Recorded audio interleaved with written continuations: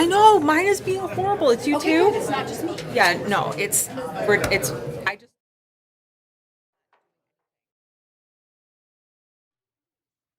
don't know. Good evening, everybody. I'd like to welcome you to the Fraser City Council meeting for Thursday, May 11th, 2023 at 6:33 PM. Could you please stand for the Pledge of Allegiance?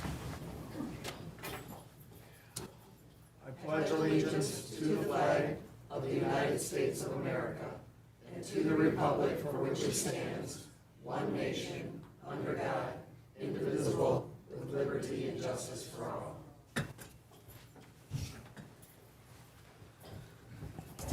Thank you. Or you over here so you could spread out. Lower it. Smart. Cynic, you please take a roll call? Councilmember Bransky? Present. Councilmember Blanky? She will be late. Mayor Carnegie? Here. Councilmember Polka? Councilmember O'Dell? Here. Mayor Pro Tem Shornack? Here. Councilmember Sutherland? Present. Okay. At this time, I would entertain a approval for the agenda unless any amendments are requested at this time. Make a motion to approve the agenda. Mayor Pro Tem Shornack? I was actually wanting to add discussion with regards to the bid that we had gotten from Mid-States Recreation Oh, to the agenda. Sure. Oh, withdraw my motion I'm then. so sorry. Don't worry, you won't have to open the door again. I said I would like to amend the agenda to include discussion of the bid from Mid-States Recreation for the Somerset Park moving of the equipment. So can we make that 8D? Do you have a problem with that? I do not have a problem with that. Okay, we'll make that 8D as returning business. Second. Councilman Baranski? I thought we got an email, I can't pull it up, that something had to be added per the request of the city manager. L4029. Is it already on the agenda? No. Oh, okay, so I'd make a motion to We have have, to vote on this one first. oh, okay. I guess I thought we were going to do it all at once. I'm sorry. Nope, each Just the one. separately. My bad, thank you. We have a motion to amend the agenda for item D. All in favor? Aye. Any opposed? Motion carries. Councilwoman Baranski. Now I'd like to make a motion to amend the agenda to add as 8, You can add it to the consent. perfect, even better, to the consent agenda, 6HL4029, 2023 tax rate request form. Second that motion. We have a motion and a second. Any comments, questions on that motion? All in favor? Aye. Any opposed? Motion carries. Anything else? Okay, go ahead. Any other motions? Councilwoman Baranski. Now I'll make a motion to approve the agenda as amended. Second. Motion and a second. All in favor? Aye. Any opposed? Motion carries. Thank you.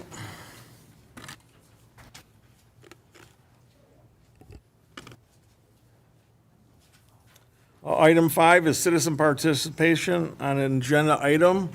This is for people who will not be here for the entirety of the meeting, and it's an agenda item related only. We do have 5 minutes attached to that timeline to speak. If you'd like to speak now, and you won't be here for the meeting, please let yourself know, and you can speak now. Ma'am?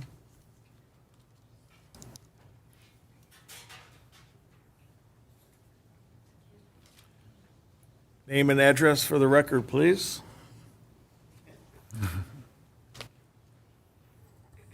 My name is Ellen Bryans. I live at 31052 Reichert in Fraser. I have a question. Although it's very unfortunate that a truck ran into the Fraser Library, will the insurance from the city pay for the repairs to the library? Yeah, we have the insurance companies working on it right now. They've already been there and cleaned it up, and we should have quotes from them shortly. Yes. Do we know what caused the accident? I'm not aware of the exact cause of the accident. I just know that a F-150 truck went through the wall. Certainly did. It did a lot of damage for a short amount of space to go through it, but, It's amazing he wasn't killed. yeah. Yep. Thank you. Thank you. Anybody else? Okay, I'll bring it back up to the chair. Item 7, new business. Item A, Lions Fair City. Oh, I'm sorry. Consent agenda. I'll make a motion to approve the consent agenda. Second. We have a motion and a second. Any comments and questions on the consent agenda? I see none. All in favor? Aye. Any opposed? Motion carries. Okay, now item 7, new business. Item A, Lions Fair / City. No, thank you. Pick- Wrong one. Public hearing. Public hearing. Oh my gosh, where am I? Where are you? Are you on last month? Do we have the same agenda? You're in May, buddy. This is June. Scratch. There you go. All right, who switched it on me? This is what you get for carrying them all at the same place. Wait a minute here. Okay. Come on. Got it? Consent agenda. 7A. Okay. I apologize. This one must have been the last person. Okay, item A, public hearing industrial park special assessment district. I will go ahead and open the public hearing at 6:39 PM. If anyone would like to come forward and speak, please raise your hand and come forward. Anybody? Just need your name and address for the record, please. Jeff Siciliano, 34673 Bennett Drive. This is not my forte, so I wrote it down so I could Oh, talk. that's okay. First of all, I guess I just want to let you guys know that I'm a huge City of Fraser fan. I lived in Fraser for 36 years. My kids all went to the Fraser school system. We had a building fire back in 2015. I couldn't ask for better support from the city and from the fire and police. But having said that, but for the city to approach businesses, and in my case, almost doubling my taxes for the next X amount of years, that's crazy. I'm not sure how you can possibly ask businesses in Fraser to do that in regards to this assessment for the roads. I had a few days to think about this, and that's about it. And I searched for what I wanted to say, and I came up with these questions. And you don't necessarily have to answer them, but they're questions that I have, that's for sure. I'm sure protocols were followed, but I visited a lot of businesses in that industrial park over the last few days, and at least well over 20. I can't keep count. I was a handful that actually knew what was going on with this industrial park and the amount of money that was being requested from the business. I was a little surprised at that. This industrial park, and this is my estimations, paid probably well over 60, maybe $70 million of tax over the last 30 years, which is when I think the roads were done, somewhere around that point. And for the city to only put in a minimal amount, I'm very surprised at that for this proposal. Also, another question I have is, why is the city of Fraser's planning becoming my financial burden? Because this is going to be a financial burden. Selfishly, I have a 6,000 square foot building, and some people down the street have a building that's 3 times this size, and their frontage is roughly the same as mine. So they're going to be, the revenue I generate from my building is based on square footage, not street footage. So I'm paying the same amount as somebody next to me with 3 times the building and 3 times the opportunity to get rent. I don't have that opportunity. I don't know how I'm going to afford the money that you guys are asking for me. So why am I here? I'm here to go on record officially to protest. I already sent a letter in. This assessment. I think we all agree the roads need to be fixed. I'm not arguing that point. But the reason I'm here is I really feel that the percentages and the amounts that are being suggested are completely disproportioned against the businesses of the city of Fraser's, especially in these IT or the technical area that we're in. Again, personally, you guys are almost doubling, if this goes through, you're doubling my tax bill, pretty close, maybe 90% of it, over the next whatever many years. Somebody mentioned 12. I don't know what it is, but that is a lot to ask, to walk up to a business and say, we're going to double your taxes. I don't know how you can do that. So I think the City of Fraser personally should reconsider maybe their contribution to this project. I feel like there's got to be a better way to get this accomplished. I think that the people I talked to said that they do want the roads fixed, but a lot of them can't afford what we're suggesting here. So thank you for your time. Thank you.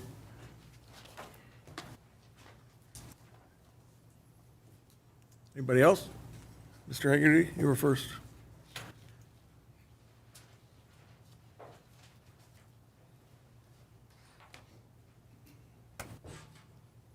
It's been a minute. How you guys all doing?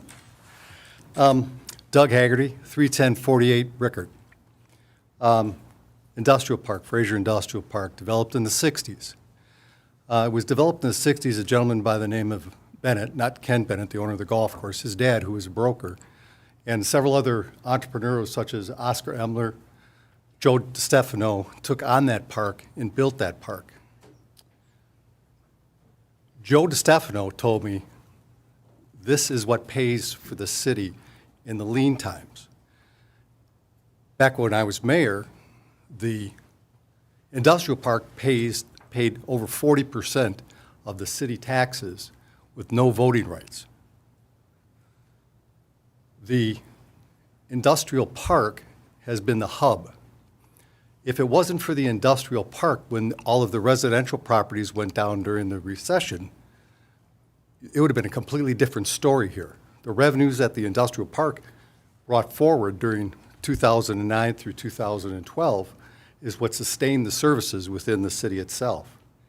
To bring some context to what kind of numbers these guys are looking at, I've got about 9 properties here. I don't want to name the companies within it, but just let me give you a little bit of an idea. One company sits on 15 Mile. It's got 304 feet of frontage within the park. Their bill is going to be about $250,000 over 3 years. Another one, just down the street, makes a corner route, has 499 feet. Their bill is going to be $404,000 over 3 years.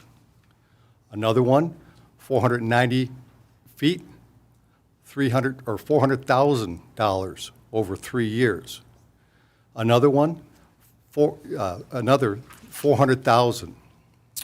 One on the corner of Kelly, just coming in, 373 feet on frontage, and they are going to be paying a little over 300,000 over 3 years.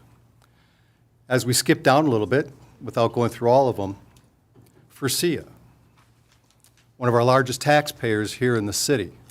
That building sat empty for almost 7 years.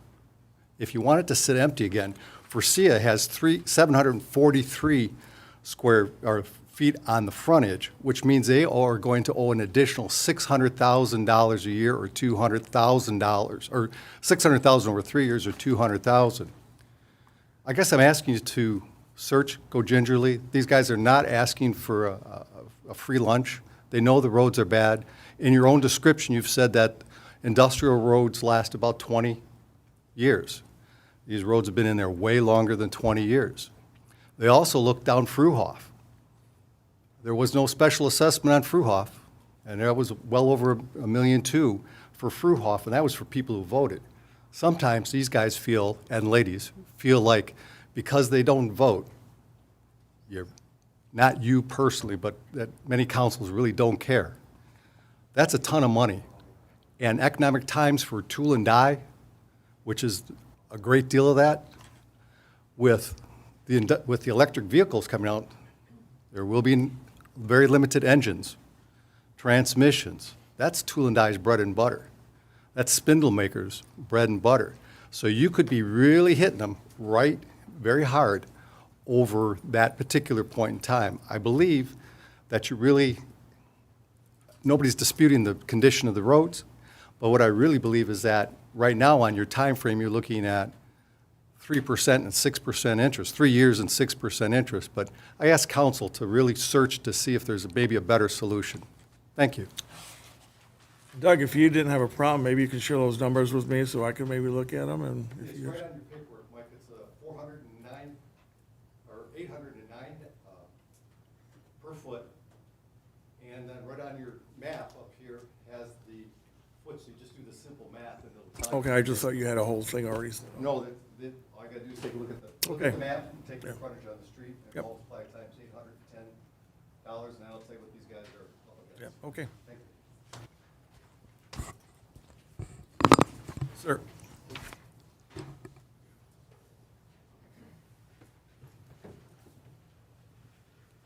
Hello, everyone. Good evening.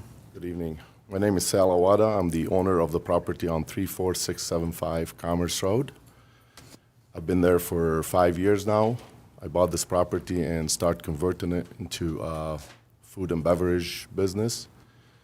And obviously, we got hit with COVID in 2020, which delayed our project. We still don't have much of revenue coming in. Our taxes already doubled in the past couple of years. And with this right now, actually, it's going to cause us a bigger problem to be able to survive. So I'm protesting this right now, and hopefully we can figure out something else as a solution. Great. Well, thank you for coming out. Thank you. Appreciate it. Yep.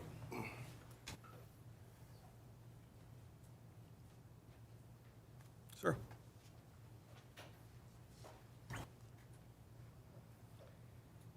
Good evening.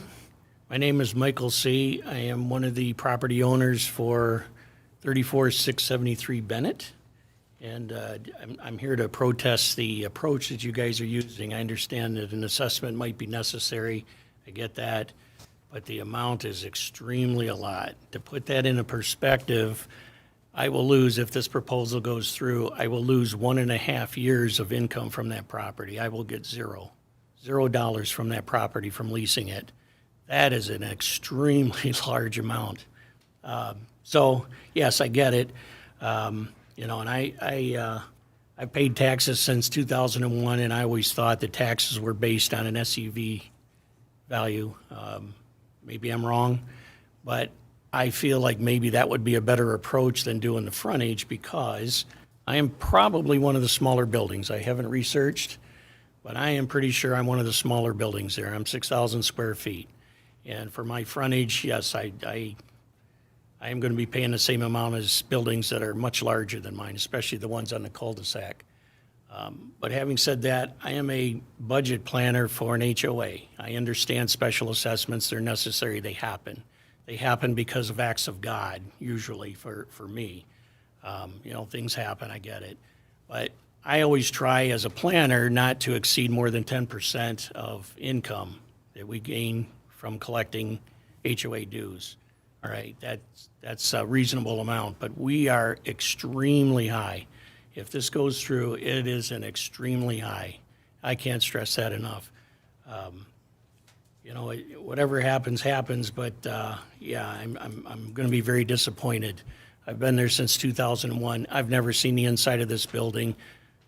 Maybe that's my fault, but, you know, I hope there is something we can do. If we can do this in phases, if we can stretch it out, I would consider blacktop. Why do we have to put concrete in there? I don't know what's involved in the sewers. I'm just starting to go through the numbers now. I feel like I was a little blindsided by this. Had I known back in 2001, I can plan for that. I can put money aside. I haven't done that. I didn't know this was coming. I thought it was taken care of. I trust the city of Fraser and the planners that, you know, they did everything that they could and we fell short. I'm not sure what happened, but I'm not questioning that. But are there alternatives? Can we put in some other surface that's maybe cheaper, or maybe phase in the approach? Something to help us alleviate this enormous expense. Thank you. Thank you. And just to make a couple things clear, this council, now, we've actually been talking this for about 2 years, maybe a little bit longer. And since I've been mayor, council felt the same way, which was stated, we trying to do something for the business district, because we know that what you guys do and contribute to the city. We actually did have a couple of meetings. We had a couple of industrial complexes over at Carmela's, and we invited a lot of people, and unfortunately, the turnouts were always very, very small to get everybody's impact and opinion. what we were doing. We hired our engineers to look at it, what's the best way, what's the way. So this council's did a lot of work just to try to get to where we're at. And maybe there's other things that need to be looked at, but this is what we came up between, talking to bonding people, talking to the engineers, talking to some of the people in the industrial complex. So I really wish we had an audience like this a year ago, where we really understand where the square footage of a frontage could make a big difference, which I didn't honestly even think about that first. I'm thinking like you did, SEV, so that makes a big difference. But this council definitely has done that. We don't look at the industrial complexes, hey, you don't vote, we don't care. That's not the case with this council. This is Fraser, it's 4 square miles. We try to do what's best for everybody. So I just wanted to make that clear to everybody. This was not to blindside anybody because it's been a long-term project. Actually, when I became mayor, I've always said we have to do something in the industrial complex. We have to do something. So I've been here all my life too. So. But since that park was put in, I'm not sure I understand what the plan, maybe there wasn't one, this happens. I mean, I've picked up on some buckets, some replenishment buckets that weren't there. That's a problem, right? So now we have special assessment. There was no replenishment buckets for the roads. That's more of a rhetorical question. You're coming in late, I'm coming in late.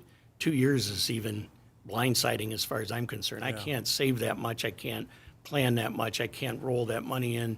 And, I don't see this in other cities. A little bit of research I've done in the last couple of days, I don't see other cities asking the industrial complexes to pay for the roads. They've got a plan already. Where were we? What happened? So it's a rhetorical question. I don't expect an answer. We got a problem today. We need to move forward. I get it. Right. But as a business owner, I don't see Fraser as being a long-term, and now I got to sell the property. Who's going to want to buy it knowing that there's been assessments if they're doing their homework, right? Sorry, guys. Thank you.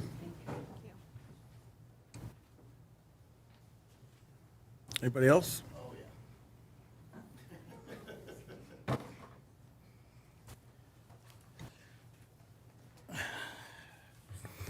Ken Immler, Hawk Industrial, 18500 Malin. Fraser's a 2x2, 4 square mile city with one of the largest industrial parks in Macomb County since the 70s. We had the roads redone in 96. The parts that were replaced are all falling apart, and we've been screaming about getting our roads replaced. Some work done for 15 years. The last thing we expected was when you finally get around to doing our roads to stick us with the bill. I have a question. Did you do a special assessment for Fruhoff? No, we didn't. No. You know who paid for that? We did. All the roads that you fix in Fraser, except ours, we paid for. So now when you finally, after 25 years, come around to doing our roads, we foot our own bill. We got one of the largest industrial parks in Fraser, in Macomb County. You don't have a revenue problem here in the city. You have a spending problem. Your legacy costs are killing you, but that's not our fault. The roads are killing our businesses from people coming in. It's ruining our product. It's ruining our machinery. I've looked at the numbers. These numbers, if they get implemented, will put everybody out of business. That's $130,000 for the smallest lot to be divided by who knows how much. These buildings are only 20,000 square feet. At $1 a square foot, the taxes are supposed to be about $1, $1.05 a square foot. If a building's 20,000 square feet, the taxes should be $20,000 to $25,000, real property taxes. You're dumping a $130,000 bill on top of their heads. And I have at least 2 buildings that have got 288 linear feet. That is going to be $235,000 dumped on one company. Everyone I talked to, I don't know who someone mentioned to me that there was a positive response to this. I'd like to know who those people were. Other than, great, you're finally getting into it, but these numbers don't work. These numbers will put people out of business. I have a question. Are these public roads or private roads? These are public roads, city roads, Okay, except for Kelly, 15-mile road. right, yeah. North Bay Industrial Park at 26 Mile and Gratiot is having the exact same thing redone, complete tear off and replace. And they have the county picking up 40% of the bill. Have we looked into that? Yeah, we actually got the county to help us with Kelly Road so far. But we've searched a lot of different areas for grants and monies, and our goal was also to Fraser to keep putting money into it. But it's a difference in Fruha, because Fruha is just an asphalt. 1.2 million did everything, even fixed the ditches, cul-de-sac, all that stuff.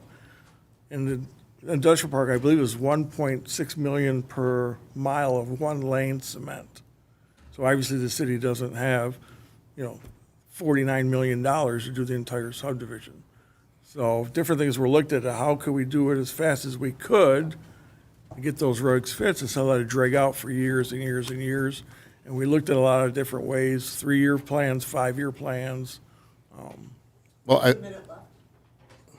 I wish somebody would have asked me, because between us and another company, 2 companies, we pay close to $200,000 a year in taxes. Now, when I spoke to the city manager at that meeting at Carmella, you said that our annual road expense is $700,000 to $800,000 a year. Well, if you would have took my 200 and then the other company's 200 and just did pieces of the road every year, we wouldn't be sitting here. I can't implore you enough. If you pass anything close to this, it'll put people out of business. Because I won't pay it. I have to pass it on to my tenants. And these are 4,000 square foot users. They're going to get their tax is going to triple. Yeah. And that is not a way to say thank you to your industrial park. Yeah, we don't want to put people out of business. I'll get some numbers and figures to you, Mike. You know where I'm at. Okay. Thank you.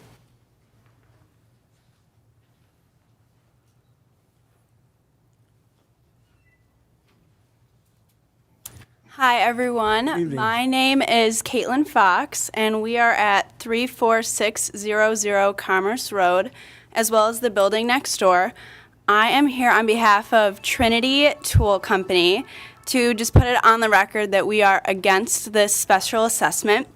We have been at the same location for over 50 years, have contributed to the community in numerous different ways. We have been loyal to the city of Fraser. We obviously love and support the city. And it is completely just unbelievable, the assessment that you're proposing. Our taxes will be doubling, if not more than doubling. And it's not sustainable. I mean, we do a lot for the city, and we obviously love being here, but if this goes through, then, obviously we have to think about other options. So that's my piece. Thank you.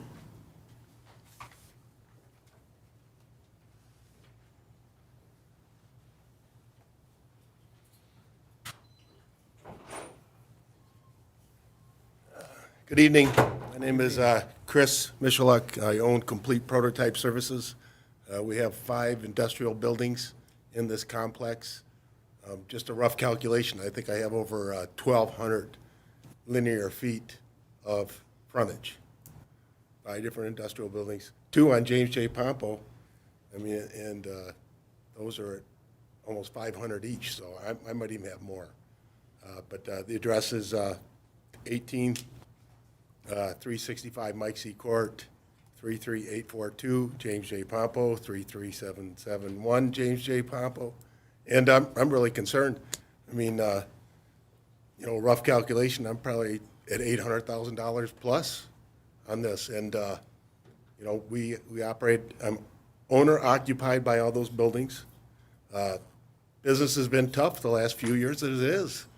I could tell you what, in order to make probably $800,000 profit, to pay for those taxes, as opposed to in the last 3 years or 4 years, I have made $150,000 out of those facilities. So business is not like booming and there's excess funds anyplace. So it really is going to jeopardize my business. So I'm really concerned. That's why I'm here. Also, I have 4 buildings in Clinton Township. And when I start looking at the taxes compared to the service and stuff, it just doesn't make sense. So I'm really, really concerned. Okay. Thank you.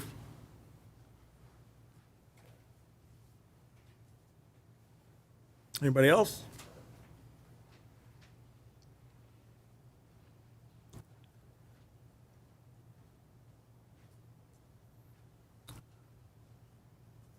Pat Fox, Consolidated Document Solutions, 17601 Malin.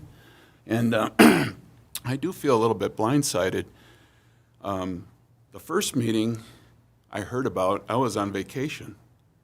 And I think Ken might have got a hold of me or something. I couldn't make the meeting. I was in Florida or whatever. And then I didn't get any communication sent to us as a business owner of what you guys were intending to do, the money that was going to be spent. I mean, I've been to a lot of these meetings before where the agenda was always put at the very end. And it was like, you didn't want to talk about it. You kept us here till 11 o'clock. And then now we're getting hit with this assessment.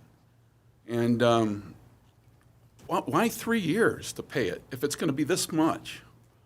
Why is it, who decided on a 3-year payback? I think I can clarify that. In the engineering report, the project is estimated to take place over the course of 3 years. The payment limit or the terms still have not yet been determined. I think we can go up to 10 years for the payment. So the project itself, the work would be over 3 years, not the requirement for the payments. Has this been signed and sealed and ready to go? No. I mean, I was just, because how would you expect somebody, to pay it? Yeah, I guess there's definitely some confusion if There is some everyone's- confusion, and right. that's the question. That's If why there's a you're 3-year. giving us a proposal, all of a sudden I come in here tonight, honest to God, guys, I didn't know I got to spend 120 grand for my building in front of me right now? Are you kidding me?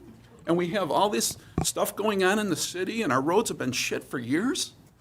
I mean, that's what pisses me off. I'm hearing some of these other guys, I'm going, wow, are you kidding me? We're talking about this much money?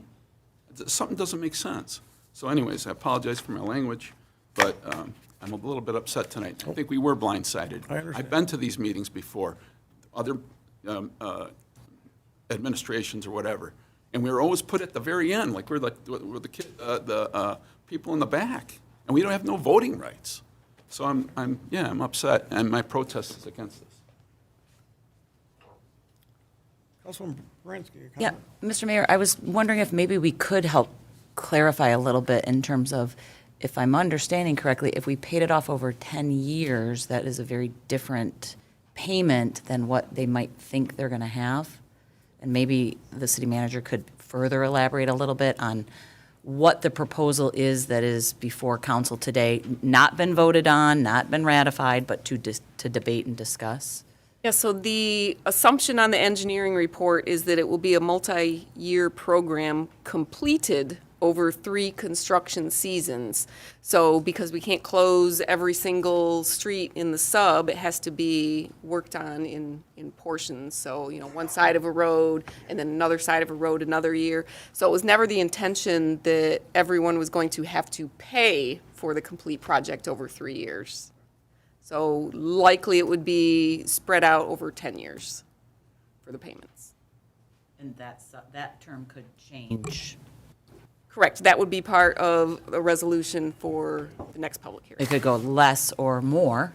I think we're limited to, I think it's 10 Oh, 10 is years. the highest? Okay, thank you. Just so that you guys know, we had meetings with our bond counsel. I don't think he's here. And you can get a lot of that information if you go back and look at the past meetings about the options that we had for how to do what was presented to you guys. Am I allowed to redirect for a minute? Sure. Yeah. Jeff Siciliano again. I just want to make a statement that everything that I said regarding close to doubling my taxes was based on calculations of a 10 to 12-year payment. So I already took that into consideration. I realized it was a 3-year construction, but somebody had mentioned to me that potentially over 10 or 12 years is what somebody had mentioned that to me. So I already took that into consideration. And again, I'm sure you guys follow protocol, but can you guys read that? Because I can't read it from here. I'm going to tell you, when I opened it up, I just about threw it out because it's pretty small. And that was the notice that I got to be able to be here. And I blew it up to a full page and passed it around to a few folks in the industrial sub. And again, I had a lot of shocked eyes about the amount and that there was even a meeting. So there may be something you guys could look at to help us be informed, because you can see that when we found out how much it was and when we found out that there was a meeting and it was this important, we did show up. Thank you. Well, I appreciate it. I'm glad you shared it, and I apologize that the due diligence wasn't done because I was informed it would be done, so. Go ahead.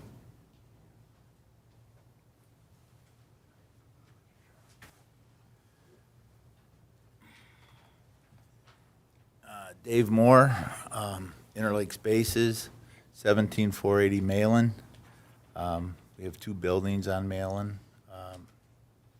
And we've been in the park since 1971.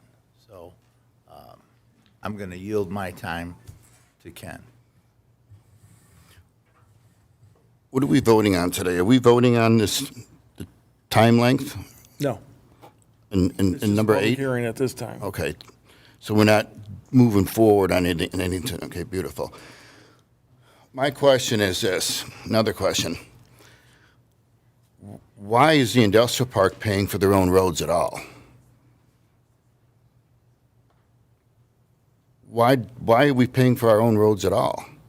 Well, obviously, How come everybody else doesn't have to pay for their roads, but we got to pay for our road? I mean, I'm not even seeing an offer of 50%, which is what it was in 1996 when we did the roads. But that was the original plan. They stuck us with a whole bill, and we fought them, and they said, oh, okay, we'll split it with you. And then Frank Rubino laughed and said that was our plan from the beginning. You fell right into our trap. We knew you were going to complain and split it with you. We're at 90%. That's my question, is everyone's all, thank you for this, but why are we putting the bill for the whole city and we got to pay for our own roads? After 25 years, nothing. For example, Pat, who was just up there, his taxes are about $24,000 a year, $25,000 a year. This is when you add $130,000 to his $30,000 tax bill. That's tripling his tax bill.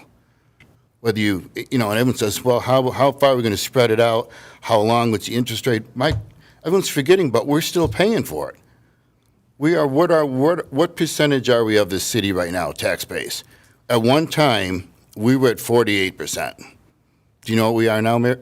I don't know that. I know we're at the minimum of 39, if not 42. And we can't get the city to pay for our roads? And I'm wondering why. I'll tell you why. It's because nobody complains. We just pay our taxes and go to work.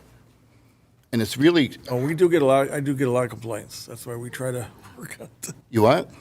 We get a lot of complaints. That's why originally we even did some spray patching just to get the bad areas fixed, just to...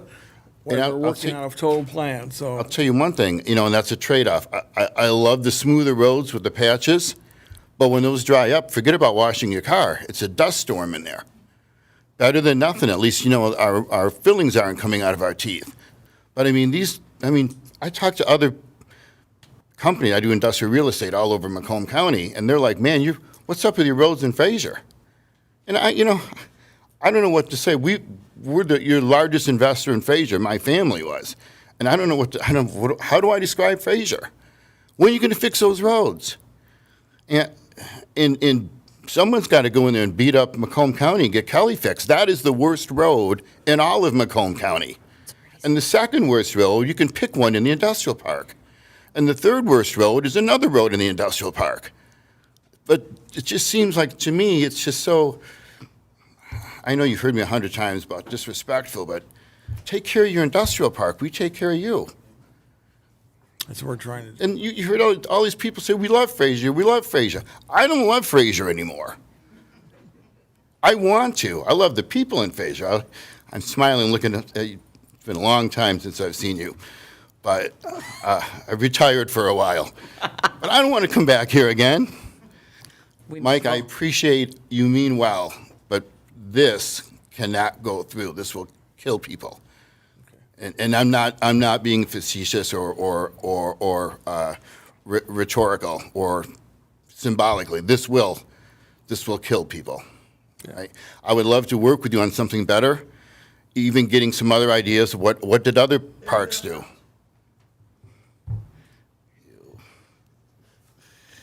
Okay, thank you.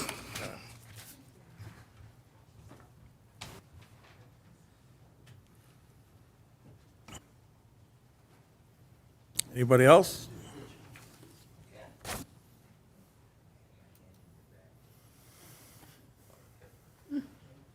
Sir?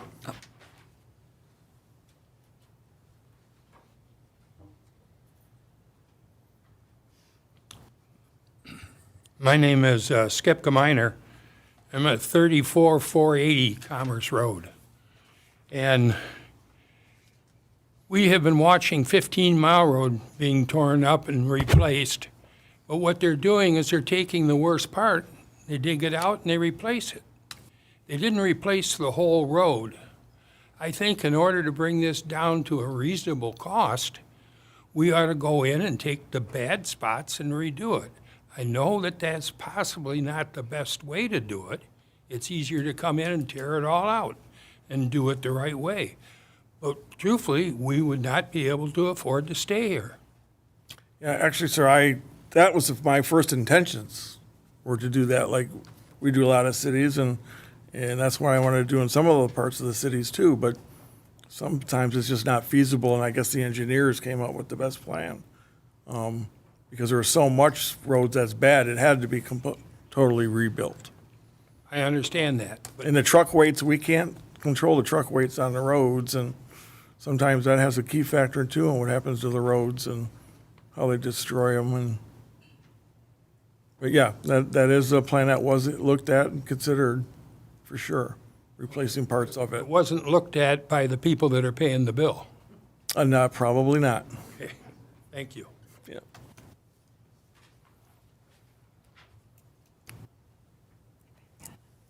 Anybody else?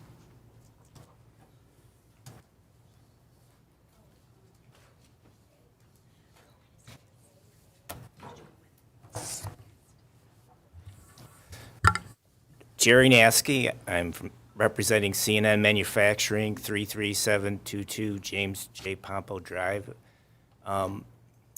We've been in the park since it was originally developed, and the price of this proposal is, I want to say, shocking. I did go to the meeting at Carmela's, and the issue is they talked about what they were going to do, but the price of this development was never brought up at the meeting, and that's why all of the business owners are upset. I mean, we feel like we want the roads done, but it's got to be at a price that we can agree to and not just be told what's going to happen. Thank you. I understand. I believe at that first meeting, Mike, we only knew what the total price would be about, right? 39 million? Yeah, come forward.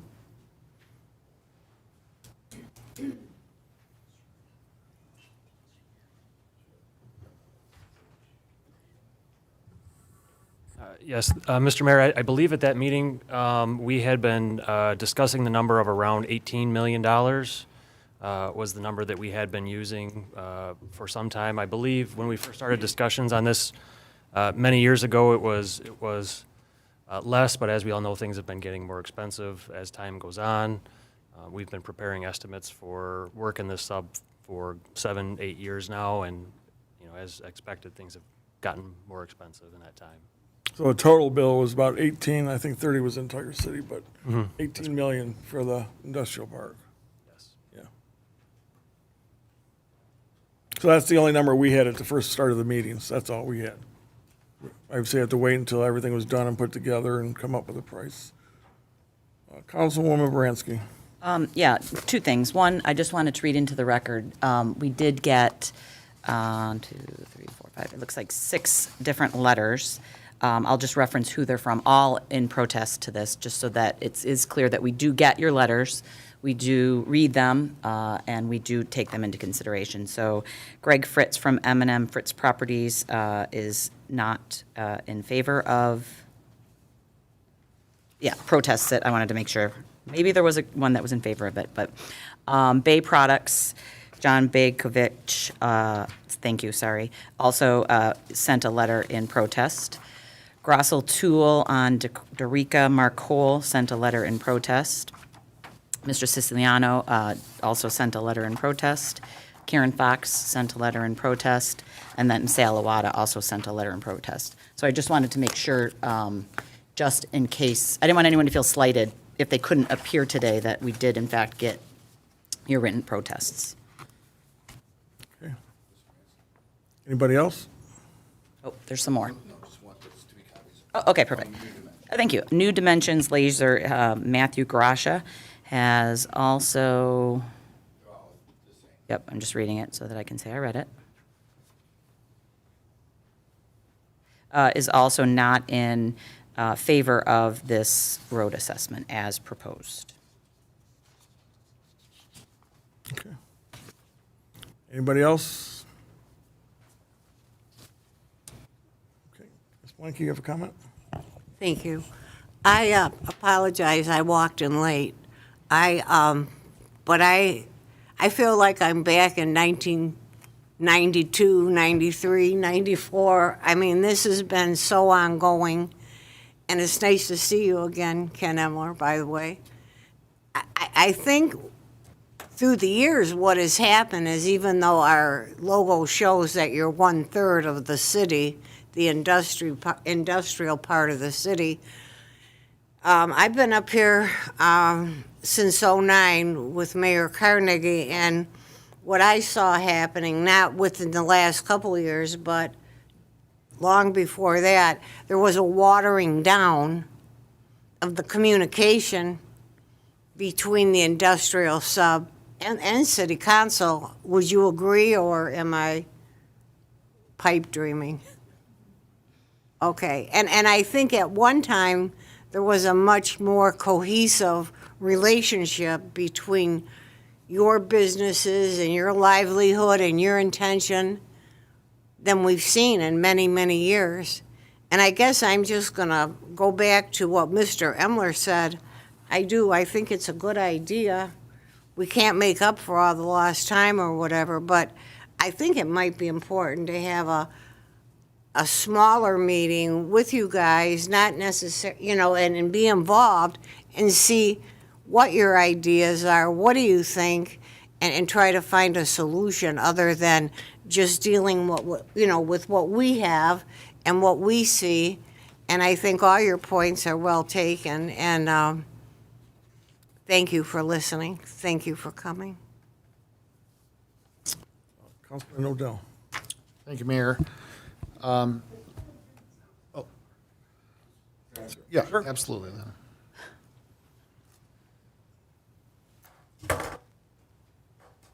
Tim Kraus with Enmark Tool. We're at 18100 Cross Drive. And just looking at quick numbers, in order for us to pay this tax bill, ours is going to be probably somewhere around $168,000 over 10 years, $16,000 a year. We have to turn a profit of $1,300 per month to afford that tax bill. We don't turn that type of profit. Some months we don't turn a profit.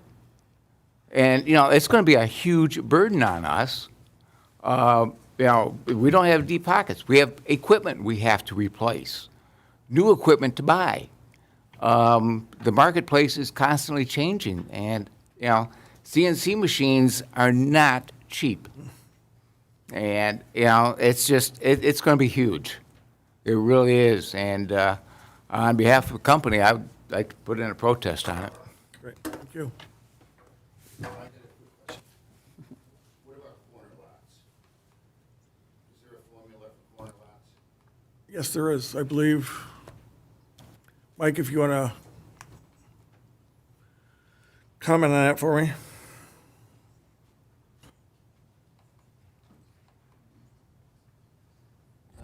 Thank you, Mr. Mayor.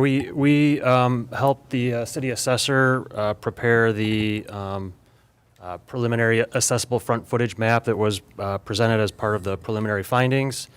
If in the most simple case where you have a lot in the middle of a block, your footage was the footage of the frontage of your parcel.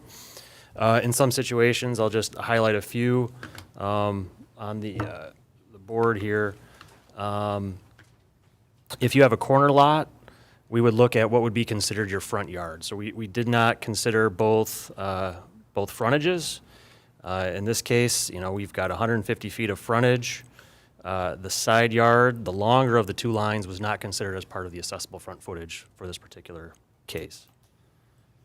In the event of parcels that would have artificially elongated frontages because they were on a road that was on a pretty significant angle in relation to the parcel, we would cut that at the perpendicular width of the parcel. So it's not necessarily the full frontage, but it's something that would be more in line with similar parcels. When we would take a look at a situation where we're coming around like a cul-de-sac, in a lot of cases, these businesses would have very narrow frontages for what the actual size of the parcel or the building might be. So we would look at the arc length parallel to the cul-de-sac at the building setback line to give a more representative, again, accessible front footage for those parcels. And then the only really other instance we had along Malin here where, in fact, one of the businesses has frontage that technically goes down to the center of Malin. We pulled that back. It's a shorter distance, but it's along what would be the right-of-way line there, again, to be a little bit more consistent with neighboring parcels or similarly sited lots.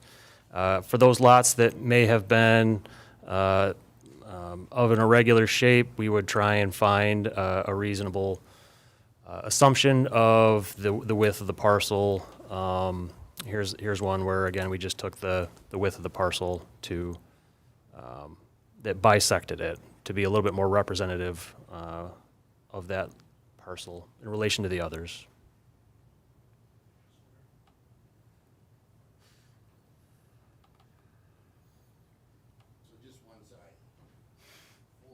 Mm-hmm. Let's say this one. Yes. Yeah. Yes. How much for this? Nothing. Nothing. That's spread amongst. We are trying, we promise. You're going in the right direction. The tables are turning. Woo, we got consent. Would you mind explaining on each lot, like the inside corner of James J. Popple, those two lots, they're actually one building. So you're saying, I'm going to get those two? Yeah, again, the preliminary report that was prepared, consider those as two separate parcels, and we looked at each street frontage differently, independently, for those two. There's a lot of unique situations, and I think that was part of the purpose of this public hearing, is to receive comments on the methodology that was used to create this. I know Debbie's taken notes, and we're going to take all these into consideration. Is there a reason that you use street frontage? Is that some kind of normal thing that you guys use, or as opposed to S&B or building size or anything, or lot size or anything like that? Yeah, the assessor might be able to speak to that a little bit more, but I think typically for any project that would be along the frontage. The frontage is used as the accessible front footage. So it's not necessarily the entire frontage of the parcel, but it's the accessible front footage that we try and find common ground on for the purposes of the special assessment district. It's like putting in water lines and all that kind of stuff. If you have length, makes a big difference.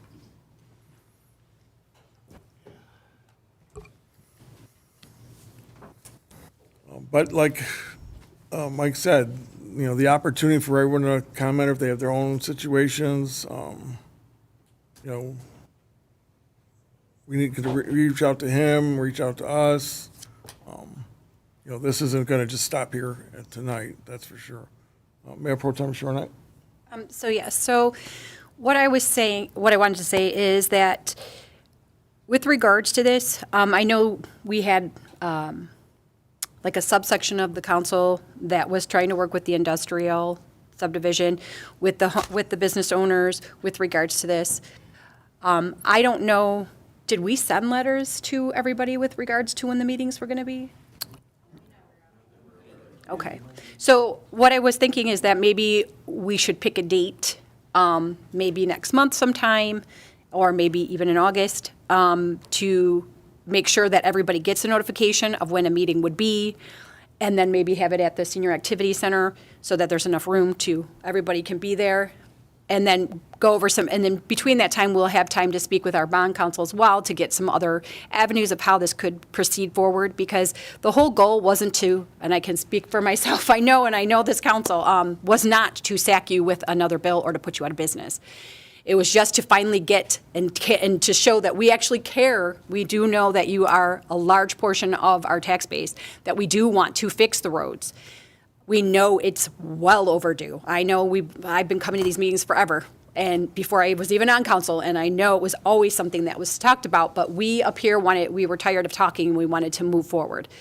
I'm hearing what you're saying with regards to, and I can understand completely, with regards to finances and the way of the world today, everything's more expensive, your employees are way more expensive, that's if they show up for work, and they expect to get these long breaks and get paid. So I understand the whole dichotomy of everything that's going on. So I would think that that would be the best way to move forward for everybody. But then we would need your help as well as all the business owners. You guys would all need to get in touch with the people who are your business next door, for the people who are not here today. You guys are all business people. I would hope that you would look it over, see what we're trying to do. The cost is $18 million, and what we can do to meet you in the middle and more possibly, but understand, you know, we have a limited budget as well, as you know. That's why we always have to bond out for the roads, even for the people. And we have residents regularly calling us, telling us we need to fix their road. And I'm like, listen, you got to look at the Pacer rating. I would love my road fixed sometimes, but, you know, thing is, in this city, things were not allocated for the future. Back when I was growing up here, when I was little, nobody thought of tomorrow. They thought of right now. So this city has never put away money knowing that things are going to be needed to be repaired in the future, and we are an aging infrastructure, and everybody knows that. All the buildings, all of our plumbing, everything. Just like a home, as it ages, the same thing with the city, except nobody was putting away those monies for tomorrow. This council and the council beforehand were also trying to start doing that, putting money away each year in buckets, because we know these things will be needing to be fixed again. So obviously, you know, just like you do with your businesses, you know that in 2 years, this machine's going down. You're gonna have to buy it. It's probably gonna be like 3 times as much as you paid for this one. So the same premise is what we're trying to do. So I would suggest, and I would participate and would hope all of you would participate in like a town hall meeting. But at that time, before that point, if you guys could send us your ideas of how you think we could do this, where it is more equitable to you as well, because again, I do understand that you guys pay at least 40% of the taxes in this city.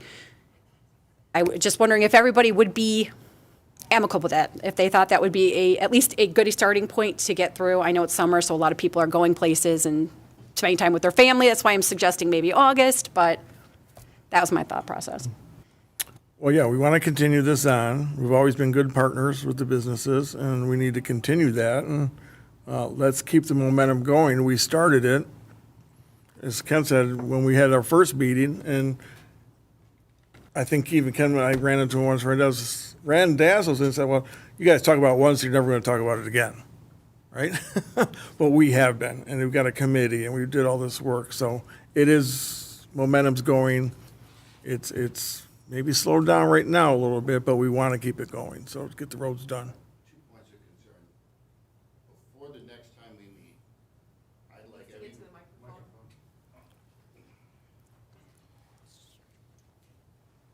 Sorry, I know we're breaking protocol here. That's all right, this is important. It's Very important, though. Before we meet again next time, I would like each and every one of you to take 7 minutes and drive through the industrial park with your cars. Oh, I have. I think most of I us have. have. Already done. And then go through again at a little I really don't know faster what's worse, speed. Kelly or that one, but yeah. I want to see if you want to sacrifice your cars to our industrial park. Oh, we know. Drive through our industrial parks, and then when you come back to the next meeting, you'll be running in here like we do, going, "Holy sh-" Yeah. Number one. Then number two, I'd like you to not be stuck on that $18 million. I'm not so sure about that number. If we're figuring out what that is, and one more question, is what's included? Is it just road repair? Are we replacing the drains and everything too? What are we replacing? Mike, you want to? Full infrastructure? It's a lot, yeah. Everything. Yeah. And then I just want to, let's start with the 18 million and then we go from there. Okay. Thank you. But drive through. I have. Trust me, I have. Hold on, guys. Let me get back to council. Get a quick. We're still under the public hearing. I know. We Yeah. should just finish that. And then Let's we can- finish that, I'll make my comments. Who had their hands raised? Who hasn't been up here yet? Okay, go ahead, come on forward. You're next. Yep.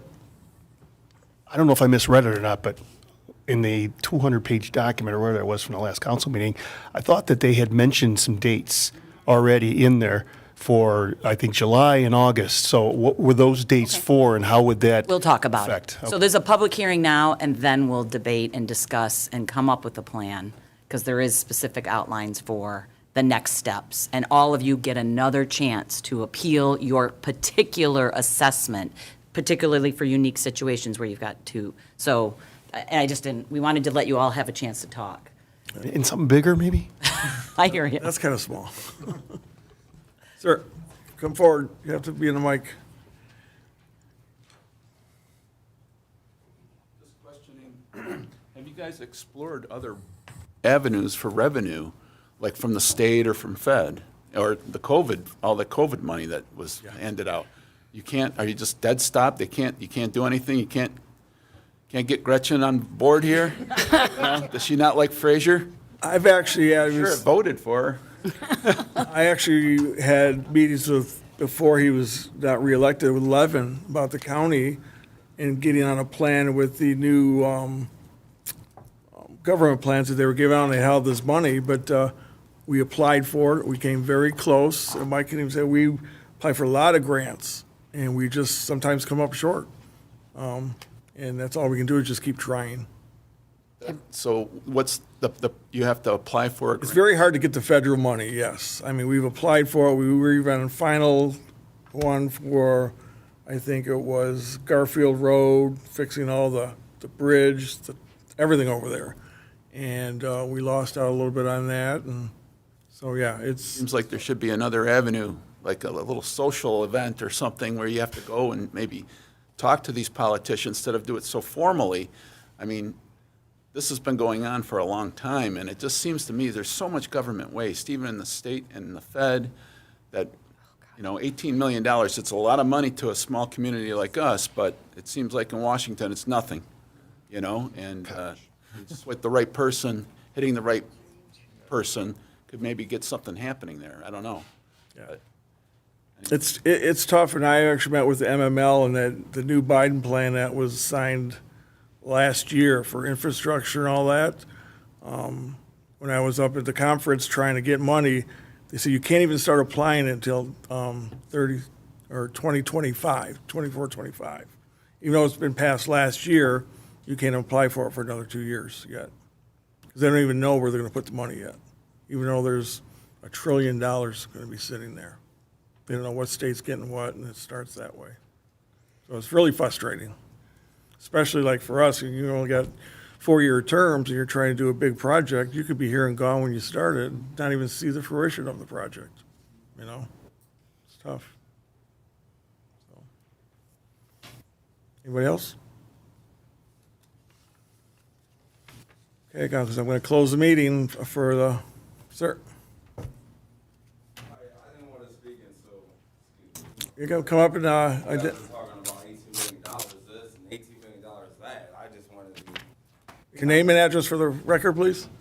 My name is Kenneth Crago, 16261 Gordon.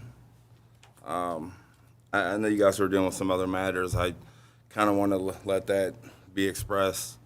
I'm here on totally something different. This is just for the industrial complex. Yeah. When can I get a chance to talk to you great people?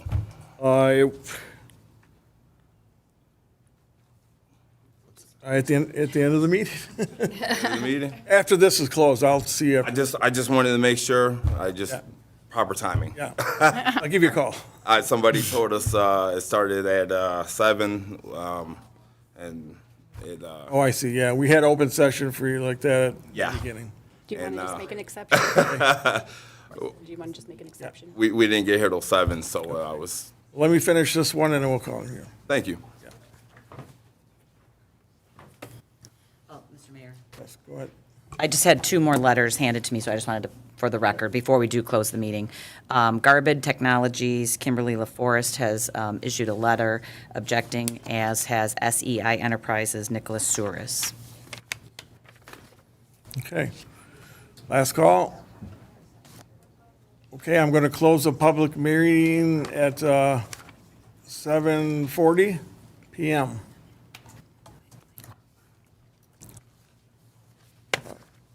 Councilman O'Dell. So just to put my 2 cents in, I was on the street committee as well.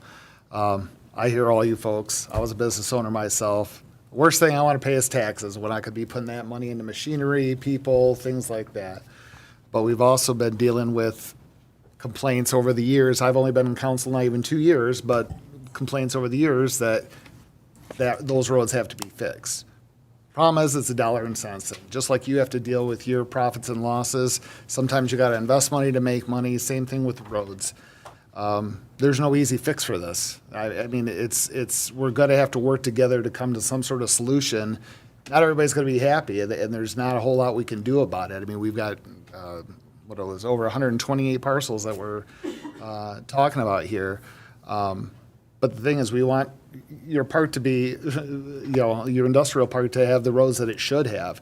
And unfortunately, over the years, like Ms. Shornack said, money was not allocated correctly for this.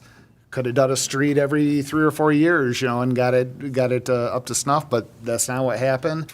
The city unfortunately has huge legacy costs that we can do absolutely nothing about.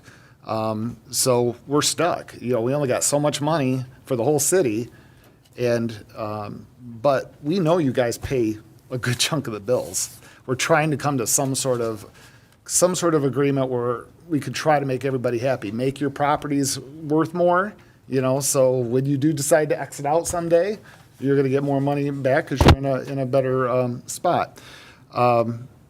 But it costs money. We gotta find the revenue somehow.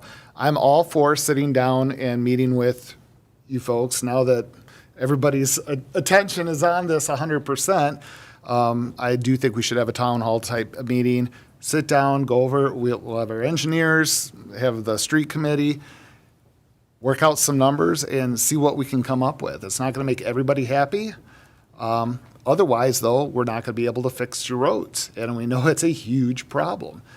There's no easy solution. Kelly is on slate to get fixed. Garfield's on slate to get fixed. We would like to have your subdivision fixed so you're not spending money on your trucks and stuff for repairs, because that's an added expense as well as the taxes. But know that we are coming from a good place to try to solve a problem. And I understand that. Excuse me, sir, let him. I've lived in the city almost 20 years, sir. I pay very high taxes on my house as well.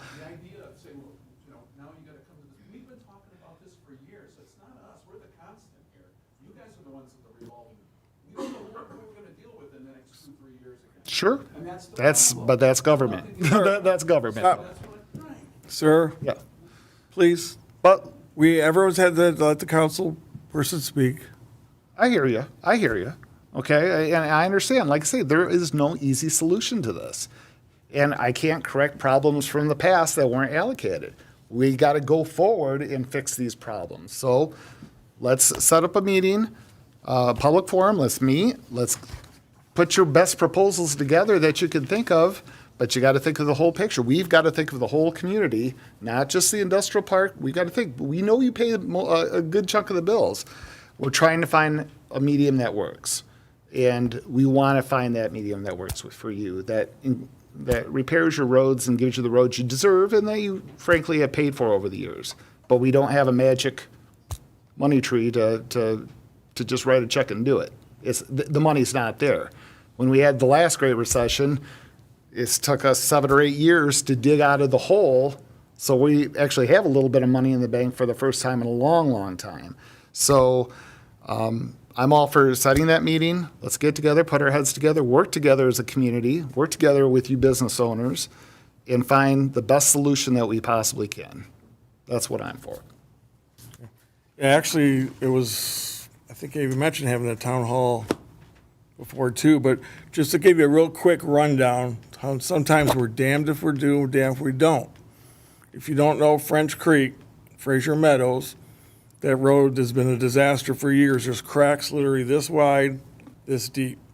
It's a 10-inch road because it was supposed to be an industrial complex. Hundreds and hundreds of complaints, people falling, bikes disappearing in cracks, everything.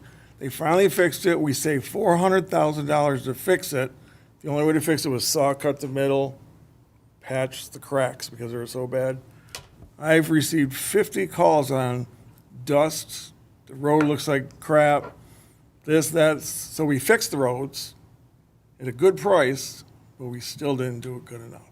Now they want all cement, which would have been about $4 or $5 million to do cement. So we're always in a tough place in how to do this money, how to divide it up, what roads to fix and what not. So that's why we need everybody's help and support to make this successful. Councilman Baranski. Yep, a couple things I want to add. I also was on the subcommittee road. I've been on council coming up on 4 years, and from the day I got on, we've been trying to get this accomplished. And it is no small feat, and there is no perfect solution because there's not enough money, and we all know that. I don't care what city you live in, there's not enough money in any city to do what needs to be done. We decided, finally we got a consensus to do it all.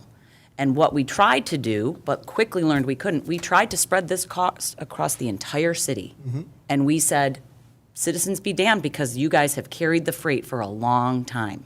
And excuse my profanity for that. But we found out legally we cannot do that.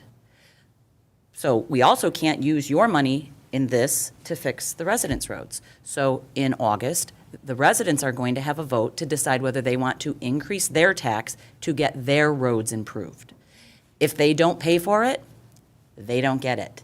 If we don't do something, you get the piecemeal that you've gotten over the last 2, 3 years, 4 years that we've been on council. You're going to get whatever, I forget what it was called, but thank you, spray patching, and maybe one part of one street because we don't get enough money to allocate the 18 million or even 5 million that we have. There are parts that can be tweaked, but when our experts tell us cost-wise, because that's the other factor, the longer we delay the decision, the reason we set this up was so starting next construction cycle, you guys are seeing new roads. That's God's honest truth. And I would ask you, we have all come to your things, watch our past meetings. And I know it's a pain, but I'll even pull them up for you. We talked at length in public about how to decrease this giant hit for you guys, but how to also maximize the gain. Relying on our experts, absolutely. AEW, I'm going to rely on them. I'm not an engineer. I don't know what the roads are. I don't know what your equipment is, but I know the roads are horrible and there's not enough money. I'm thinking we can tweak, and now that we are going to have our audit done, probably contribute some more money, but we run the risk from the city because the money we take for here is COPS and DPW and other roads. But that being said, We had to start somewhere, and we want to get it done. 4 years I've been trying, and that was going to be one of my legacies was, let's do it. It's painful. The alternative is, it's not done. And then that's it. And 10 years is the longest we could stretch it out legally. We're trying to find a legally feasible way to share the wealth, share the hurt, and the assessor decides that. Independent, objective. Does it hurt some and help others? Yep. Taxes suck. But you want new roads. So know that we looked at, is a full rebuild appropriate? Is there a way to piecemeal it? Is there a way to get other revenue? And the longer we delay, the more it costs. So this plan, with the timelines that it has, is to start construction, and AEW can correct me if I'm wrong, but it was to start construction next spring, correct? Depending on the, all things being perfect. So I'm not opposed to, and love that you guys are here. I wasn't present at the Camilla meeting, so I don't know what was said or wasn't said. I don't know if Patrick was there. But we're trying to be transparent, because I don't know the right answer. All I can know is relying on what the experts say. Until we got the numbers and hear it, that is a lot of money. I get it. Tell me a different way to do it, and I'm all in. But I also got to pay for the police, and I got to pay for the local roads, and I got to pay for the legacy costs, and I got to pay tax to get my own road done. So thank you for listening. Thank you for coming, and don't think it's falling on deaf ears, because it's really not. We are very much conscientious of it. But I just want to be mindful of the timing if we really want to keep the momentum, because you want the roads fixed. For how many years that I've known Ken Emler, he's come here and said, come fix the roads. This council's willing to do it. It's just not, unfortunately, going to be entirely on the city's dime. And that's too bad. It should be. I agree. So thank you for listening. Dana, did you have? I was just going to say how much I appreciate everybody that showed up tonight, because I think also in all of the discussions we've had, that this is the piece that's been missing. So I just really want to thank everybody who came in, everybody who sent in a letter, and just please encourage you to continue that dialogue, to reach out to us, to continue the conversation, because without your side of it, we only get very limited information, especially, I mean, for myself, I wasn't on the subcommittee, so I don't know everything that was discussed. So I just really wanted to say that I appreciate all of you coming out tonight. And I'm free to make plant visits, or in your plant meeting too. I'm retired now, so I can go out and do different things. But I'm easy to get a hold of. Okay. That's it. We'll move on. Let's see. Item. Yeah.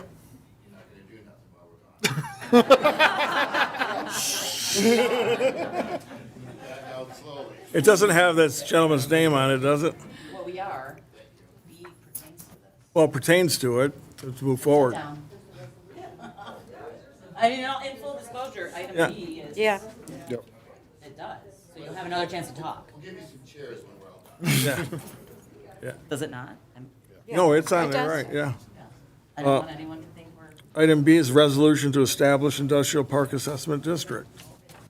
Councilman Moransky. Oh, no, I'm sorry, I didn't mean that. Oh. So Ms. Levin.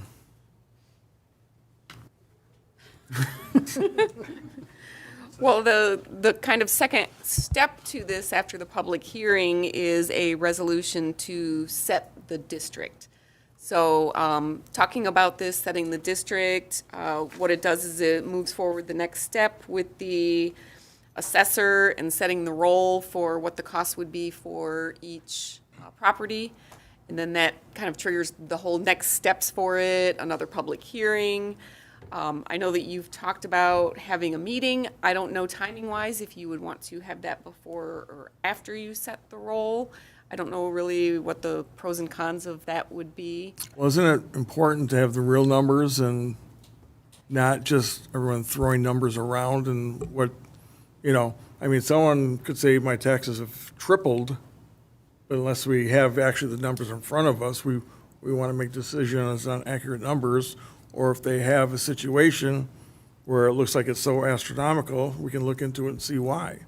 But to save that for at the end, to see what the numbers are. It's just a question of how deep you want to get into Yeah. this process before Right. you have a meeting and talk about maybe other potential options or different directions that you might want to go, funding. So certainly if you talk about putting more money towards it, it's going to change the role completely. Right. That was going to be my question, was if we change any factor.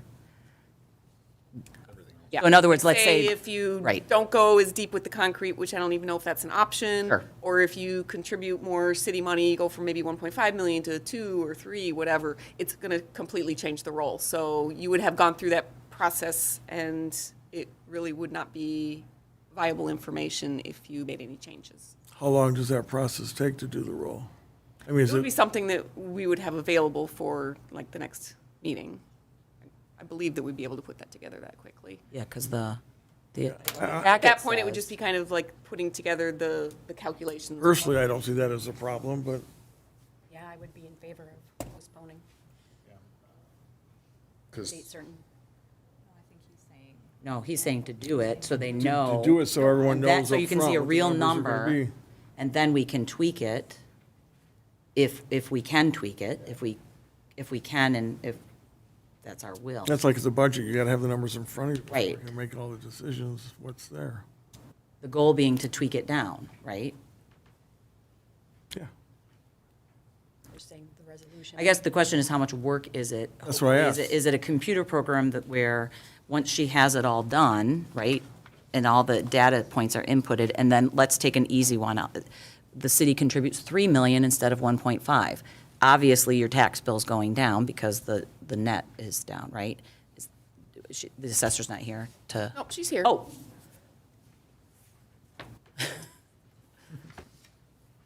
We don't want to make you do too much work, but at the same time. Once we know the total cost of the project and what the city's going to contribute, we have all the frontages. We just need to just spread that amount amongst the front footages. To just plug the numbers in then. Right, right. But is there anything in your program that can do it based on the SUV? Well, it'd be based on the, no, it would be just the front footage based on the total cost per front foot. No, I understand that is the plan currently. I'm asking, is there a secondary plan? Like, as they pointed out, some of them might have a lot of property, but they have itty bitty little buildings on that property. So I'm just saying, is that something that's typically done? Is that something that we can do? It's not typically done to take a special assessment and levy it against a building size. Special Yeah. assessments are levied against like a front footage. Because it could be a warehouse. or nothing. Councilwoman Baranski? No, I think I'm good. I think she answered it. Oh, okay. So, I guess, going back to that then, So I say we just move on with this process to get the numbers and all that, and actually, it gives even the business people time to look at it and see, and when would they then have their numbers before our next meeting? Because the public meeting was set for the next meeting, which is where you would then come and plead your individual cases, which, the other thing, so that everyone knows, even if we do the next step, until we finalize it, it's still not done, right? Correct. And so what do we do to finalize it so that they know? Like, what does that mean? It would be a final resolution authorizing the taxing of the roll. Okay. And that is after another public hearing where they have the chance to come and specifically, once you get your actual assessment, come and plead your individual case. Right. Perfect. So, yeah, I don't see a downside to letting them know the information. Right. So, because information is power, I'm with you, Mr. Mayor. it does, you have to see the. And, yeah. I guess I'm a little confused because. Please go to the microphone. I'm a little confused because what I read was $809.29. That's a pretty specific number. Is that not the number? It would be the Why would it individual change number unless you for guys the did parcel. something different? So it would be an individual number, so what that estimated number is for each parcel. So but it's if I pretty much taking that next step. and Like you doing the said, math. some of those lots aren't, it's done different with the line, so if it's. No, I understand, but I already took the 809.27, whatever it is, and multiplied it by my property line in that You did the map. math. Yeah, so Is you that have- not what it's going to be when you were talking about having somebody come in and redo the numbers? Unless something changes, why would it change? It's not redo the numbers, it's just publish the numbers. Okay. Also, if the city, then if, after we get our final audit, if we find out that we have more money to contribute as a city. Right, I understand it could that- change. Yeah, that would But lower it's just publishing the numbers, it's not rerunning numbers. Okay, I misunderstood that. But that's a clear question, Madam Assessor. microphone. Unless you made some changes to like the cost estimate, like if you guys wanted to change, like Elaine said, you're gonna do less concrete or do something different, like if there's a change to the cost estimate, then that would change the role. Right. So you have to have a final, plan of what you guys want to do as far as, And that would be from AEW. right. So if you make changes, decide to go a different route, AEW, I'm assuming that would redo, the costs. And then once it's final, everything's approved, then we can create the tax roll based on the front footages. But that will also show the corner lots, you're only be assessed for your front, not your sides. Right. So people who think they're getting billed for both, you're really not. It's just one. Yeah. So that will clarify that if your building's right or That- wrong. Yeah, that part of the process isn't changed. But then in the as far meantime, we as- set our public hearing at some point before the next, or not our public hearing, our town hall meeting at some point before the next city council meeting. Yeah. To see if there's a way to change the scope of the plan. Because that's real, trust me, we're looking for every area to contribute, well, trust me, I'm looking for every, I don't want to speak for everyone, but I know they are. Because we keep increasing and increasing. The second we get extra money, the second we get grant money that we can divert somewhere else, we're like industrial sub. But I don't know that our engineer has any way to lower the scope of the job without compromising the product that we're trying to give you, which is complete, done. Hopefully not see you in 35, 40 years, but hopefully everyone has new. Am I wrong, Mr.? You're on? Put you on the hot spot for us. I had a question for him too, though. Yeah, go ahead. And while you're up here, Mike, my other question was, because somebody brought it up, and I just want you to explain to everybody why that asphalt is not a good fix for this problem, because obviously asphalt is much cheaper than cement, but why that wouldn't be productive in in the industrial park, why that would not last. Weight of trucks. We did have a question, I think a little bit related to scope that I'll address. So this is a full reconstruction of the entire roadway, base and drainage within the right-of-way. All driveways would be addressed. We've got items in there that would accommodate night paving. I know that was a big issue the last time that this was done, which adds cost to the project. Maintaining every single driveway for the duration of the project. If we anticipate working together with the businesses to find a plan to optimize that, reduce that, save costs where we can, but that is all included in the number. So what our construction estimate and total project costs were escalated out for 5 years to anticipate cost increases for a particular contractor to do the work. From there, we had heard the city was looking at $1.5 million. That came off the total project cost. And we anticipated a 4% interest rate that would be charged to the businesses over 10 years. Those numbers need to be set by council at some point as part of the special assessment process, but those were the assumptions that were baked into the 809 number that everybody has seen for the assessable front footage. We are aware that there are opportunities for the assessed businesses to prepay the assessment in some cases, and I know when we were meeting with bond counsel, this was a big concern to them. It does alleviate that interest charge to the individual businesses, and for the average business could save, $20,000+ on the overall assessment. While that's something that may not be possible, it is a consideration that will need to be made by the city at some point, because if you're not collecting those interest revenues as part of the bond, it would cause problems for repayment. It is a pavement section that we would feel very comfortable with. It'll allow for construction traffic to not mess up the base during construction. And the question of asphalt versus concrete, with all the truck traffic, the turning movements in particular, the asphalt it's a flexible pavement, and you would see some rutting, I think, for the life of the pavement, some premature rutting in that situation, which is why we would recommend concrete. There are other options that are certainly less expensive, but you're going to have less life cycle out of that treatment. If you were to do an asphalt resurfacing, you'll probably be back in 5 to 10 years to do the same thing again. Which is the situation where I think we've been discussing this with the city at length, that our recommendation is the full reconstruction of the roadway with concrete.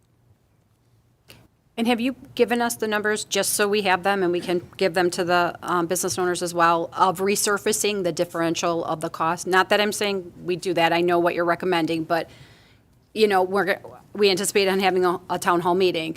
And if you explain everything to everybody and give the pluses and minuses, and they go, okay, well, we can get possibly 10 years off of a resurface, and we don't have to worry about our trucks for 10 years, is that something that, you know, they may choose? I want to make sure we have enough options for everybody, that everybody has a say-so in what's going on, because it directly affects them, so. I believe we did discuss that at the town hall meeting at Carmella. The number escapes me right off the top of my head. I don't know if anybody else maybe remembers. You weren't there. It was maybe half. Yeah, it was half. As much to do that sort of a treatment. All else being equal, you could probably, you know, take that $809 and cut it in half. What's the life cycle of that, though? I You mean, said like 10 years? 5 to 10 years. so you're just, yeah, it's not smart money. The garbage truck's already ruined the asphalt and the courts. It's been there a month. And see, that's why we need warranties. Well, they're gonna come out and repair it. Yeah, The but, garbage people. no, I meant the people that you guys, that we employ through you guys, that your recommendation, that's why we need warranties on the things they do. I've seen a lot of streets that are relatively new, like a year or two, and then they're looking like, and I just don't even understand how that passed inspection, I guess, so. You wouldn't, after 10 years, you wouldn't be putting in sewers and all the other stuff that you guys are doing. You'd just resurface, so the cost would be even lower, correct, to resurface in 10 years? Yeah, correct. Well, a resurfacing wouldn't repair the sewers or the drainage per se at this time, so. Like initially now, let's say you did it with blacktop, you did that, you're saying it lasts maybe 5 to 10 years. Let's say it lasts 10 years. You're gonna resurface, you're not gonna redo the sewers, all that cost is gone, right? Yes. So it's just a resurface, so it's, when we start talking about what's gonna happen in 10 years, it could be a lot less depending on the price. Also, We gotta get it on microphone, everybody. Sorry. I live by Woodward, and I watch them resurface every 4 to 5 years. They do it very, very quickly, very, very low disruption to the nearing businesses and the community. So yes, I get it, it doesn't last as long. A lot of heavy trucks, it can be done. So if it's cost-effective to do it, we should consider it. Doug?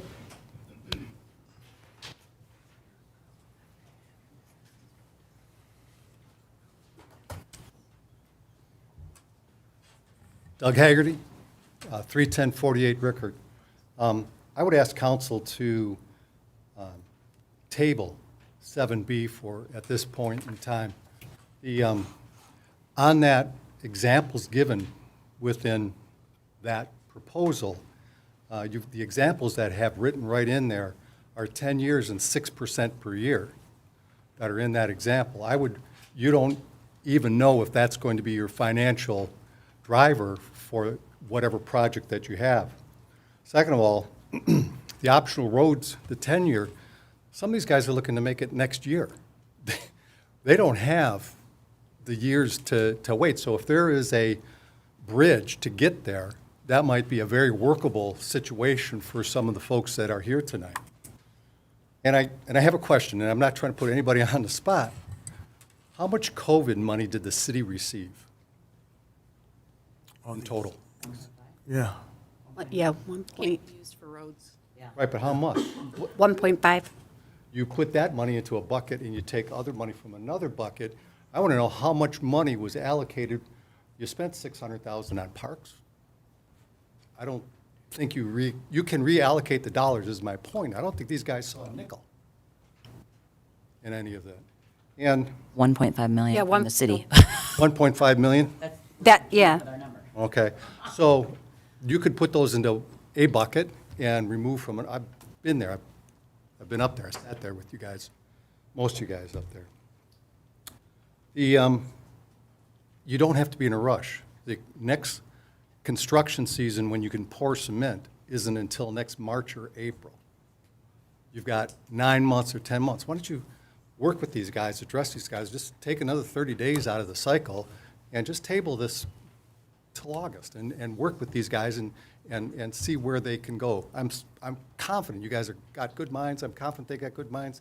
And you can sit down with the administration and really hone-tune this so you do it once and you do it right. But tonight I would table that. Thank you. Thank you. Go ahead.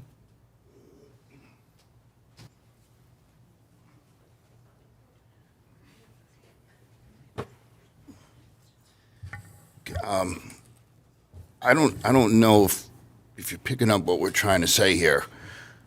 18 million meant nothing to us when you said it.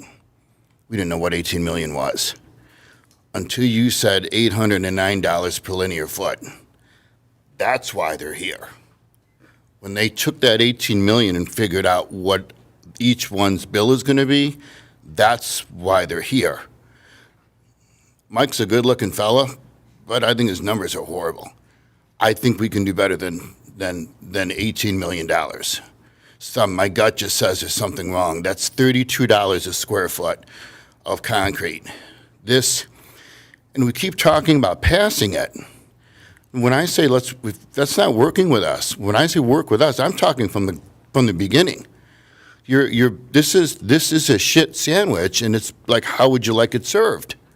You know, this whole thing is if I'm going to go on a limb and say if I had to choose between passing this $809 per linear foot or doing nothing, I would rather do nothing.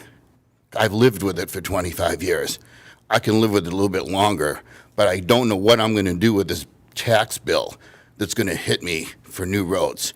Another thing, special assessments are for improving the value of your property, correct?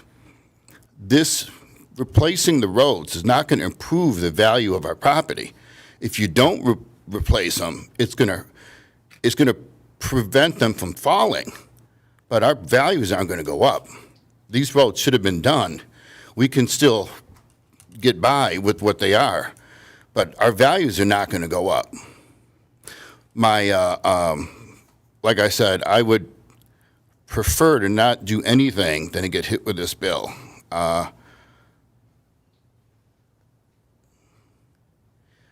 And I would rather, the most important thing I want to tell you is, I would rather do this right and do it next year than rush through this at these crazy numbers this year.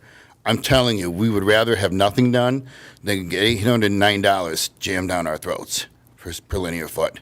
I would rather do it next year right. We're not in any hurry. In fact, I didn't even hear the 18 million I heard at Carmela Foods. Like I said, it meant nothing to me. I'm here when I did the $809 times each linear foot. That's when I went, holy crap. So, I mean, you said, well, let's pass this and we'll go from there. I'm going, no. That's crazy. I think we can do better. Like I said, I would rather do this the right way. And it's really, I'm not hearing anyone talking about anything other than we're still getting footed the bill. Oh, I have one more question for the city manager. You made a comment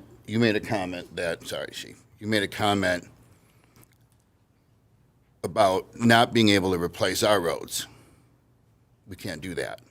You said something about raising taxes and not, we can't replace your roads. Well, then how do all the other roads get replaced? We're part of your city too.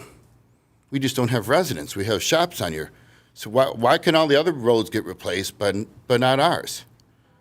That was said, oh, we can't do yours. And I'm going to tell you something. If I have to choose between this or taking my taxes every year and doing a section every year, I'd rather do it that way. This will put people out of business. Thank you.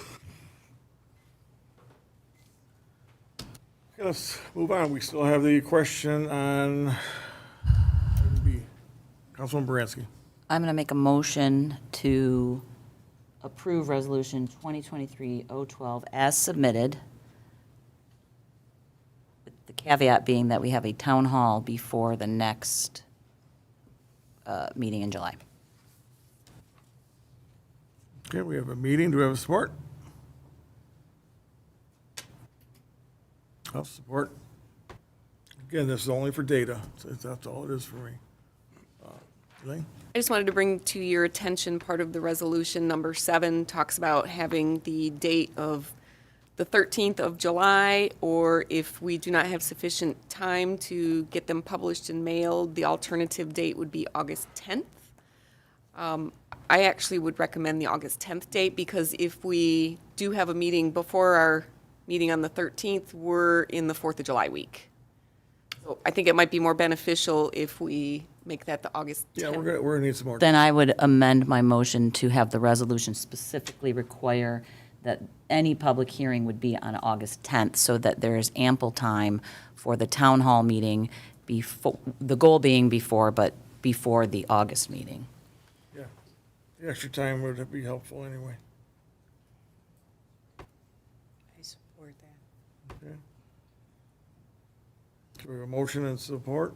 Any comments or questions on the motion from the audience? Back to council. All in favor? Aye. Any opposed? Aye. Aye. 2 opposed. I just don't think we should do that until, I feel like that's putting the cart in front of the horse, so. I just don't see the downside to it. Yeah, to me, it's actually seeing what these guys, the impact in front of Yep. me.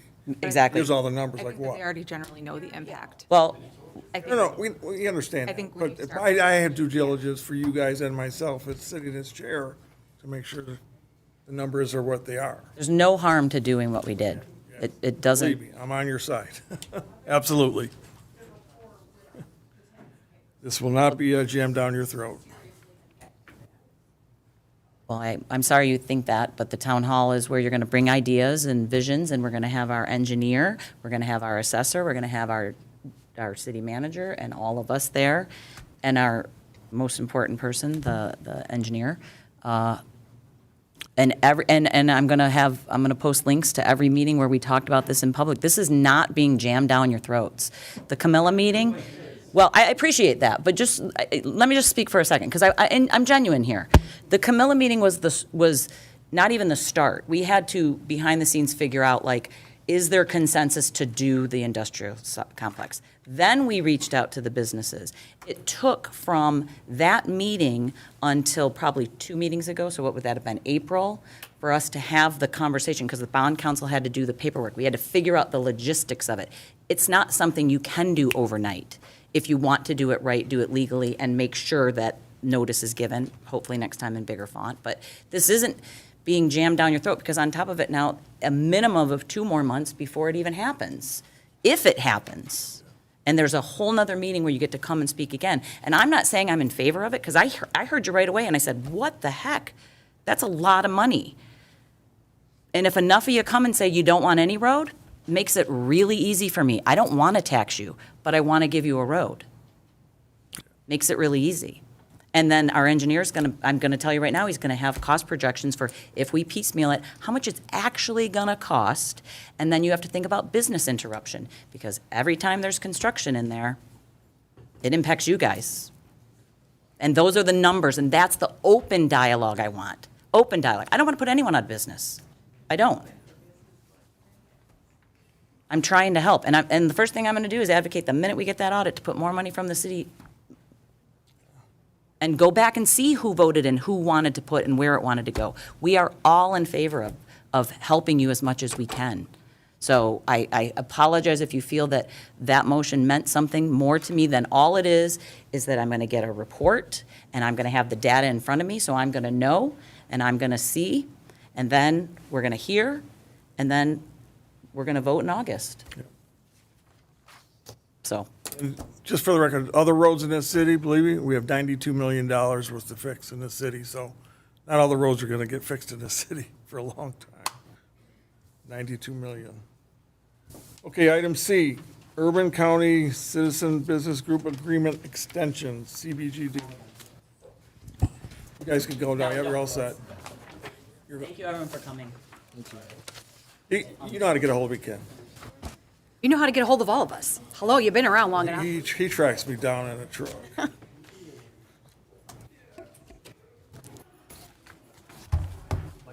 Mayor Pro Tem Shornack. I was just going to make a motion to extend the agreement because I know there was no cost to it, correct? I just wanted to correct, okay, correct. There was no cost to it, to the city, to extend that. And I figured we already paid for it, so we might as well. So I make a motion to extend the Urban County CDG, or BG agreement extension. Second. Motion second, Mr. Odell. I was going to make the motion too, so. So we have a motion and second. Any comments and questions from the audience? Back in council, all in favor? Aye. Any opposed?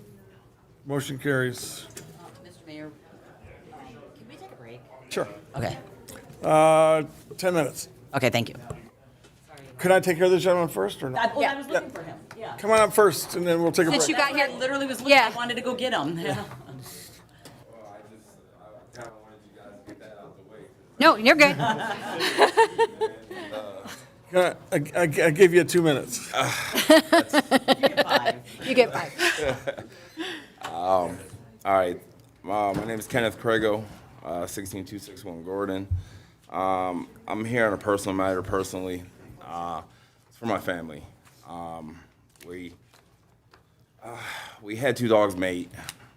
Our first litter was 9. I've gotten rid of 7 of them. Okay. I've got it, and then they end up connecting again. So I got 5 1-month-old puppies. I'm really here. I'm trying to get a kennel license so I can find the right homes for these dogs. They are Staffordshire Terriers. People look at them as fighting dogs. Okay, I'm very specific when it comes to the homes I'm giving them to. I'm giving them away. I'm not selling them. Okay, the intent is not to sell, not to keep breeding. Okay, got the mail fixed. Mama's not gonna get hit anymore. Okay, I got like probably a week left. I'm gonna start getting fined.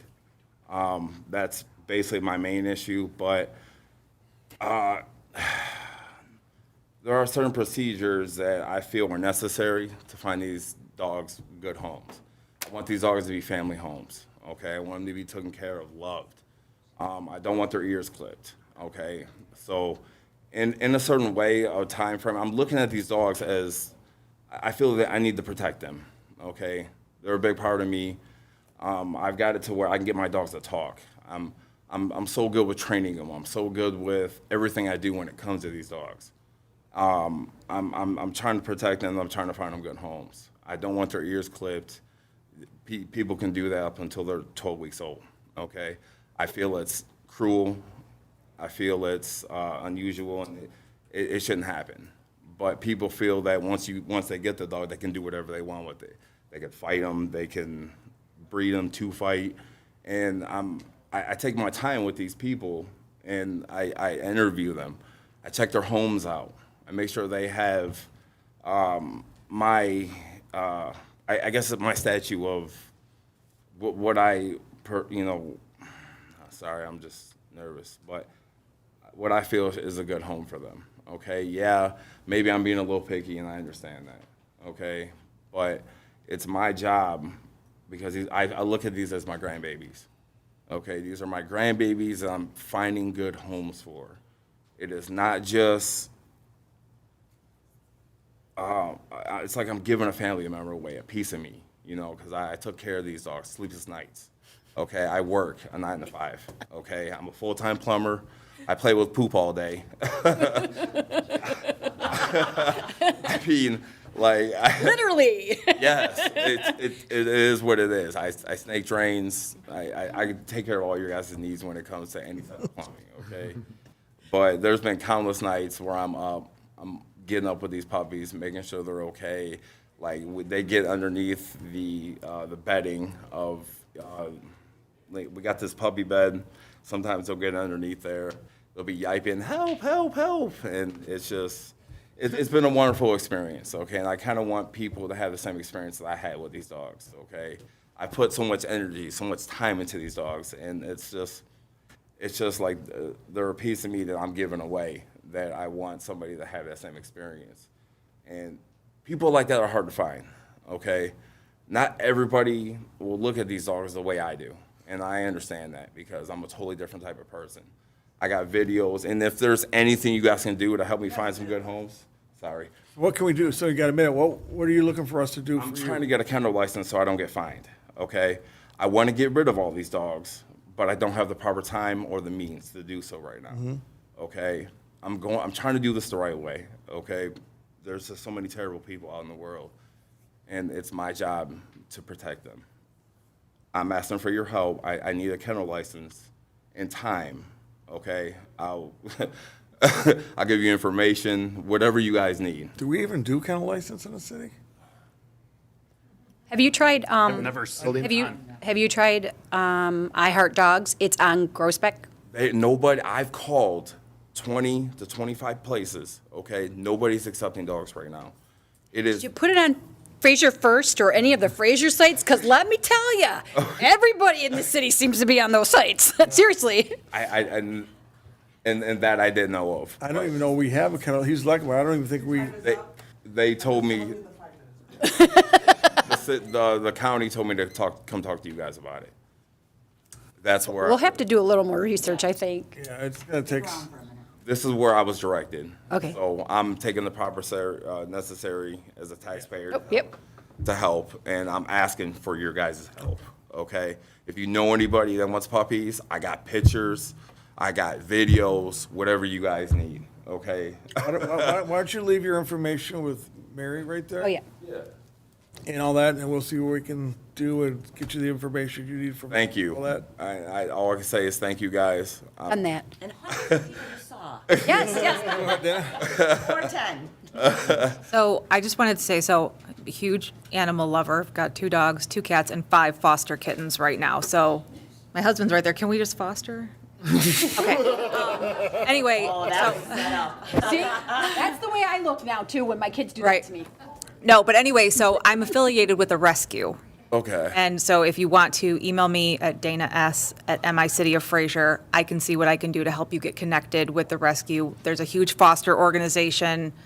We have an extremely diligent vetting process that includes things for cats like no declawing. You know what I mean? Like any of those types of things you're talking about would be prohibited and they would be fined and the animal could be taken back if Good. those things occurred. So feel free to reach out to me also and I can potentially try to help you. Thank you so much. You're welcome. I very much appreciate that. Sorry to take so much of your time. You're fine. No, you're good. And sneak a puppy or 2 in there. I I just hope my son's not watching this because he just bought a house and I know what my granddaughter wants, another dog. We have plenty. Hey, I got 3. They're all brindles. I don't they're- know. they're usually beautiful they say dogs. Brindles are like redheads. Oh, no, I know what brindles are.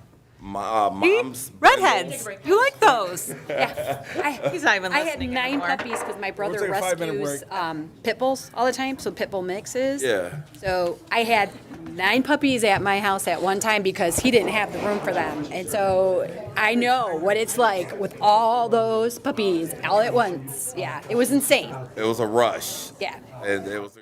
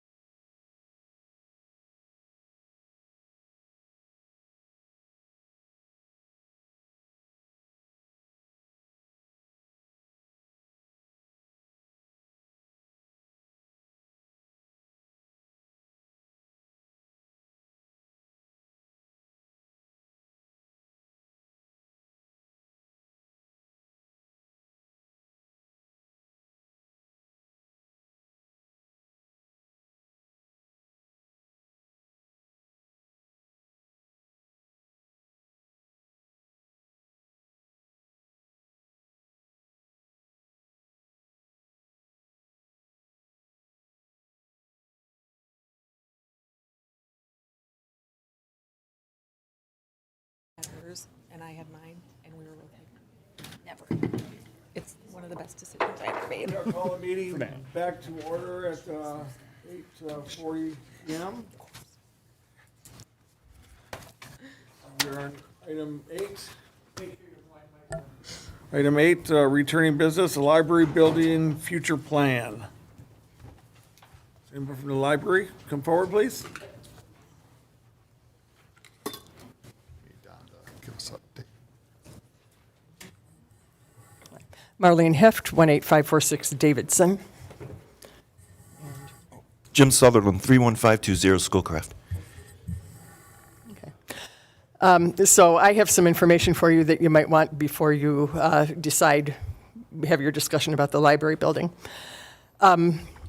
We have received very little information from the city, very little communication from the city about plans or anything really. And the communication that we have received is from our assessor. We had our insurance assessor go out and take a look because, of course, we're concerned about preserving our property within the building. And he has been attempting to talk to the city's assessor, insurance assessor. And it seems like the word that we're getting, well, for example, the DPW told us that they were going to come out on Friday and start bricking up that hole, and we would be back in business. However, our assessor has noted the large crack in the outside wall that keeps getting bigger, and the fact that the south wall is now bowed, and the fact that the door that was not damaged still doesn't open because the whole wall was shifted over. And our assessor is very concerned that the south wall of that library could come down. In light of that, we need to get back into business as an organization, so we have found a temporary location to rent. And at this time, we will not be moving forward with a purchase agreement from the city for the existing building unless or until it is brought up to a condition where it's usable by both staff and public. Any comments, Councilwoman Baranski? So my understanding, it's kind of my area of expertise, the car insurance will be doing the repairs. Are we having problems with the car insurance carrier doing those repairs? So let me give you a little bit of a summary of where we were, where we're at.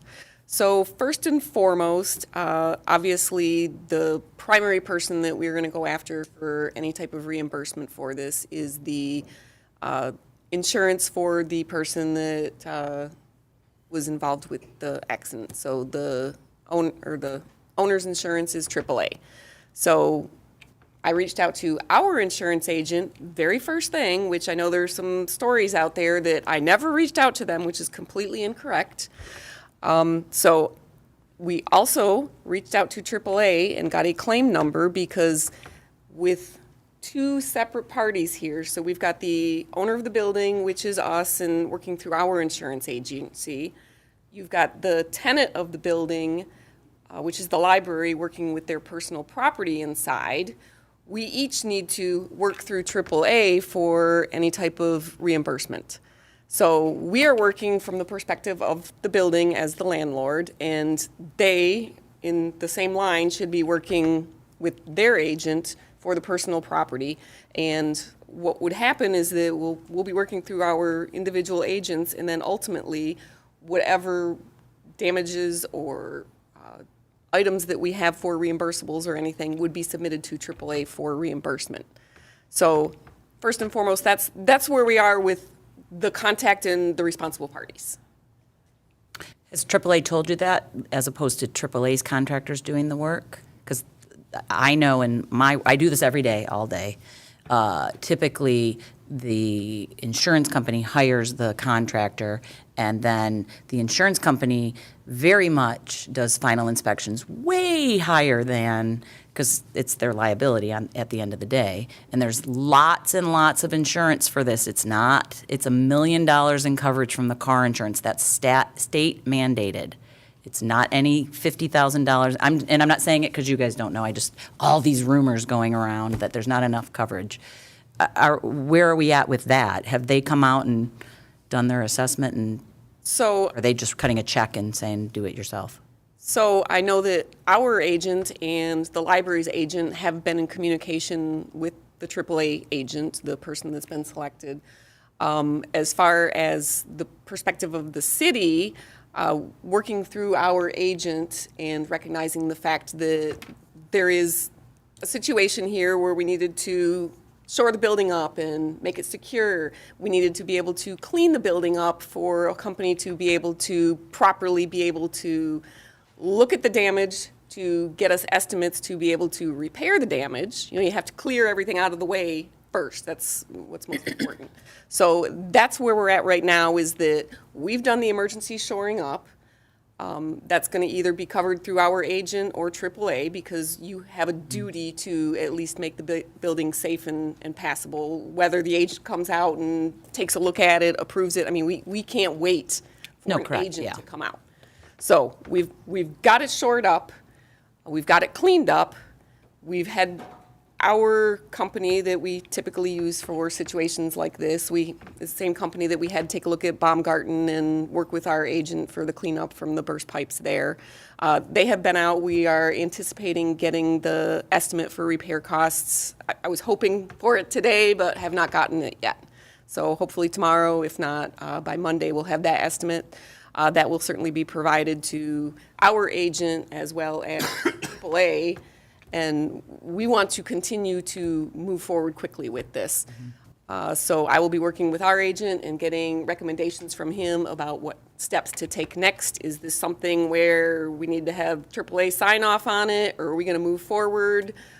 Obviously, with them in the business and a very well-respected, trusted, long-time insurance agent, Nickel and Saff, I can't speak highly enough of them and their skill.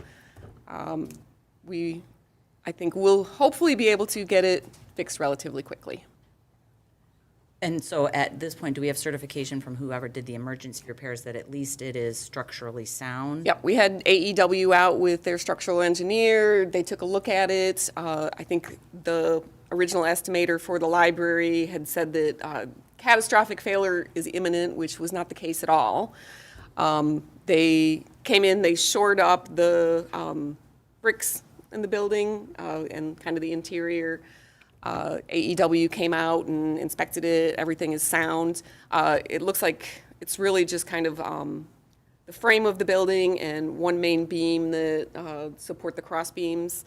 The wall with its little bit of shifting, even though it is shored up now, yes, there has been some shifting and, you know, it's pushed out the door a little bit, but it's all fixable and relatively easily.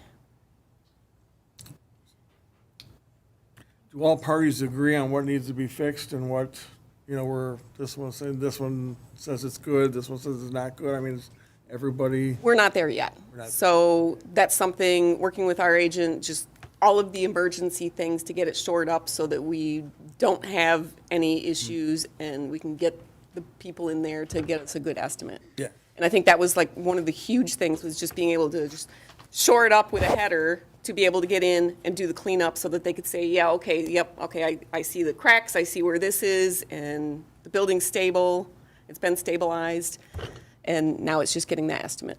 So we still don't know who's going to be in charge of the entire repair project, right? You know, I have not worked in a project that involves like 3 parties like this before, and working with AAA as the really primary responsible party.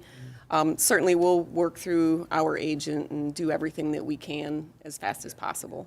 I just want to try to avoid all this. It's ours, you know, and all that. We are doing the building. We want it fixed correctly. Yes. Yeah. Okay, good. I have something else too. The DPW spoke with Lorena and told her that they could start construction as early as Friday, like tomorrow. So I don't know if DPW is not in touch with what you are doing, but we want Today.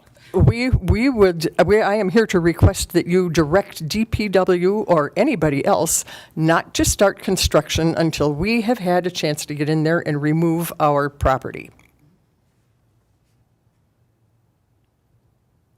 Yes, the DPW has no direction this time, right? I mean, DPW is just working with the insurance agent. If we get that quote tomorrow and Steve Saff says, go ahead, or AAA says, go ahead, then we'll start working. So it's not something that the city is going to be paying for.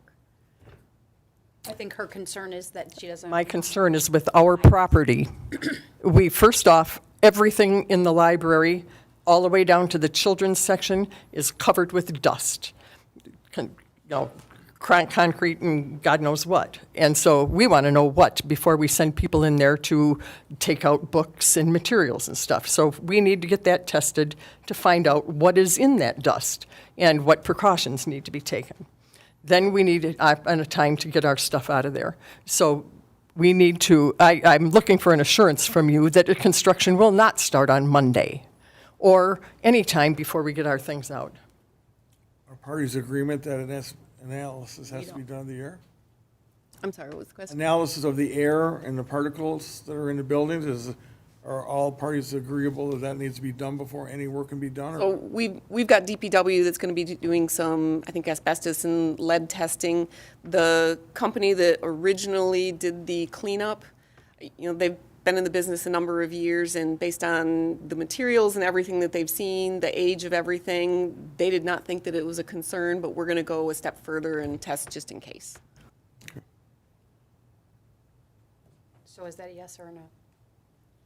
Yes, it's getting That- tested. No, that they won't start the work. We're just looking for this assurance that work will not be started until we have an opportunity to remove all of our materials from the building. Well, I guess the problem with that is, how long is it going to take for you to remove everything from the building? Are you talking about literally removing all the books? Yes, because we're moving. Okay, so when are you moving? Because normally they put up and wall off and, do the repair. Yes, they discussed that with us, but there's still the issue of this dust that's all over the place, and the area that they're talking about walling off is all of our workspace, so we can't operate Oh, I get the that, I library guess, that way. but Well, I'm they were just- telling us that we should. Yeah, I guess People that were speaking to us were telling us that we can have that library operating while they do construction, and that is not so. Who is it that you were communicating? All I know is that this information is coming from DPW. They're the only people who have spoken to us at all since the incident. And you don't remember the name of the person you spoke with? No, I didn't speak with anybody. Lorena spoke with them. I have a real. This is what Lorena was told about the, We don't know we're going who. to start construction on Friday, which would be Well, tomorrow. I, for one, would never advocate that until the payor has signed off on what it is that's being done, because you want to guarantee a way not to get reimbursed, do it before they have signed off. I hear what you're saying about wanting to move all the books, but the fundamental problem is, are you saying you're ready to, the second the asbestos and air quality is cleared, that you can come in this weekend and move it? Because on the flip side, businesses often do stay open through renovations, or they can come in and, from my guesstimate, it's a couple days' work once the contractors get there. So I get that you're moving. That's something brand new to us. Don, did you know that before 5 minutes ago? I mean, the last we had was that you voted to purchase the property. So have you voted to rescind that purchase? What happened there was on at our April meeting, we were presented with a purchase agreement from you guys, and we took it home and lived with it for a month until our next meeting. In May, we sent you back a revised version that we were hoping you would be satisfied with and that we would be able to sign. We did not sign anything. We sent you back a version with our revisions for your perusal. That's different from the Yeah, I thought information we were told that vote given. was taken and approved. It was not. There's a lot. It was taken and approved for the version that we sent back Right. to you. Right. So which therefore, is, if we has ratify- modifications from what you sent to Yeah, us. okay. Yes. Right, so it was when we Was approved by. vote today to, Sign, did we actually sign anything? We approved the changes and signed it and sent it back to. Okay. We approved, okay. I'm sorry, I was out of town, and the vice president ran that meeting. So apparently, we approved the changes and sent it back for city council's approval. okay. Because obviously, I can only speak for myself, I don't want you moving in if you're not comfortable moving in while the repairs are going on. But to me, and I know I've talked with a couple people about this, like, it doesn't kill the deal because it's going to get fixed. So I'm ready to ratify the purchase of the building. Obviously, you can't move in until you have a CFO, which you don't have right now, What is the CFO? certificate of occupancy, until Thank it's opened back up to the public. I'm thinking that's right? I mean, I don't have any problem with extending that courtesy, but I can't agree to let you take all the stuff out with an unknown time frame before we can do the repairs. What time frame would be okay with you? Well, because it might not be our contractors coming in. It might not be the DPW. It might be AAA says, here's, I understand, but do you not have any control over the time frame then? You can't tell them you can start July 1st with your construction? I don't. I want it done, if they can come in this weekend and fix it, I want it done this weekend. I don't want to wait. It's understanding your concern about your materials, the nice thing is also that's covered by insurance. So if it's damaged, it's covered. Along the wall that's damaged that needs repair is the director's office and quite a bit of desks and other materials that we need to take care of. I mean, there's stuff that we need out of that area. It's our entire work area. We need to get that stuff out of there before they go in and start anything.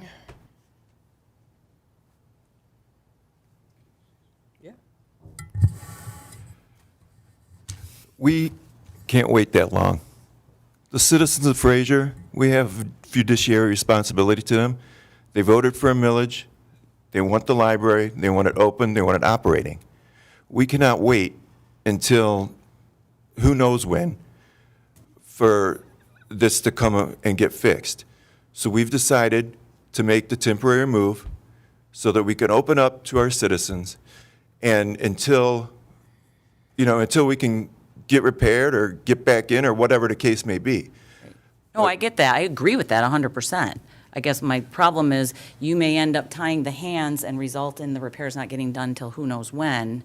Well, I'm sorry. Yeah, no, it's a collaborative, I'm just trying to figure out a solution, right? I know that. I want the library open. Right, well, yeah. Yeah, So- and I don't want anyone breathing asbestos or anything bad. Exactly. Do we know when those tests will be done? Likely tomorrow. So the nice thing is, we would know at the latest by Monday, but hopefully by tomorrow. Because once you know it's safe to go in, both structurally, which we've already been given assurance of, and then air quality, then you're ready to move your stuff? Yes. Lorena has been in contact with a company already, and they came out and looked at it, and they talked about what they can do. We haven't set a time exactly yet, because we were waiting to make sure that the air quality is good, so that, because I don't want to send Yeah, right. the staff in to do anything until we see what the heck's going on in there. So, Are you but saying that soon they're as ready we to go get- like this weekend and Monday and Tuesday to move the library? We'd have to call them and set it up, but they're aware, and they know that we're going to use them. So they're aware, but it just depends on them and, scheduling. Right. I can't say that, Could be a couple weeks. it could be. Right, yeah. I mean, we'd push them, obviously. We'd push them as hard as we could to get out as soon as they can, but we can't control their schedule. So, I mean, we will get that stuff out, Councilwoman Baranski, Oh, yeah, as yeah, yeah. soon as possible, because we want to open up, and we can't open up unless we have books. So we're moving into this temporary place, but obviously we need the material. So we want that material out of there as fast as possible, trust me. But so it could end up that you can't move out the stuff if we agree to not do the repairs until you can move it out, if they're 2 weeks out, we could have had the repairs done and you never had to move. It's only going to take 2 weeks to do that? There's no way. I have no idea. I don't know. That's what she was saying. And that's our point. Right, the problem our is, I point, think too, it's is that almost premature until we we don't know. know what it is that needs to be Yeah, done. there's steps. Yeah. The first step is getting the air tested and making sure that, we don't have any sick people. Right. And the second step then would be us making sure that we can get our stuff out of there as fast as possible. Right. But we can't even schedule with them until we know that the air is okay. Because if we schedule with them, and then we come back and say, I know we had you scheduled and we took up this time slot Yeah. that you can't use for other people. So we can't even do that till we know the air. But I guarantee you that Lorena is all over everything. She's incredible. She will get this stuff out as soon as absolute possible. And we will push them, like I said, we'll push them to make sure that they come out as quick as possible after we get the test. I just can't support delaying repairs on an unknown. I wish that the testing had already been done. Oh, yeah. But that being said, assuming it's done, I wish you knew, or you could say, yep, they've already said, we will commit to 24 or 48 or 1 week or whatever the turnaround is. Like, when I take my car to the shop, I say, listen, We have a move-in date of July 1st. Does that help? A move-in date? Yes, we have a move-in date. We've rented a place and we have a move-in date of July the 1st. Does that help? And we are just asking for the city council to work with us a little bit here and let us get our stuff out. It's a 2-month project, easy.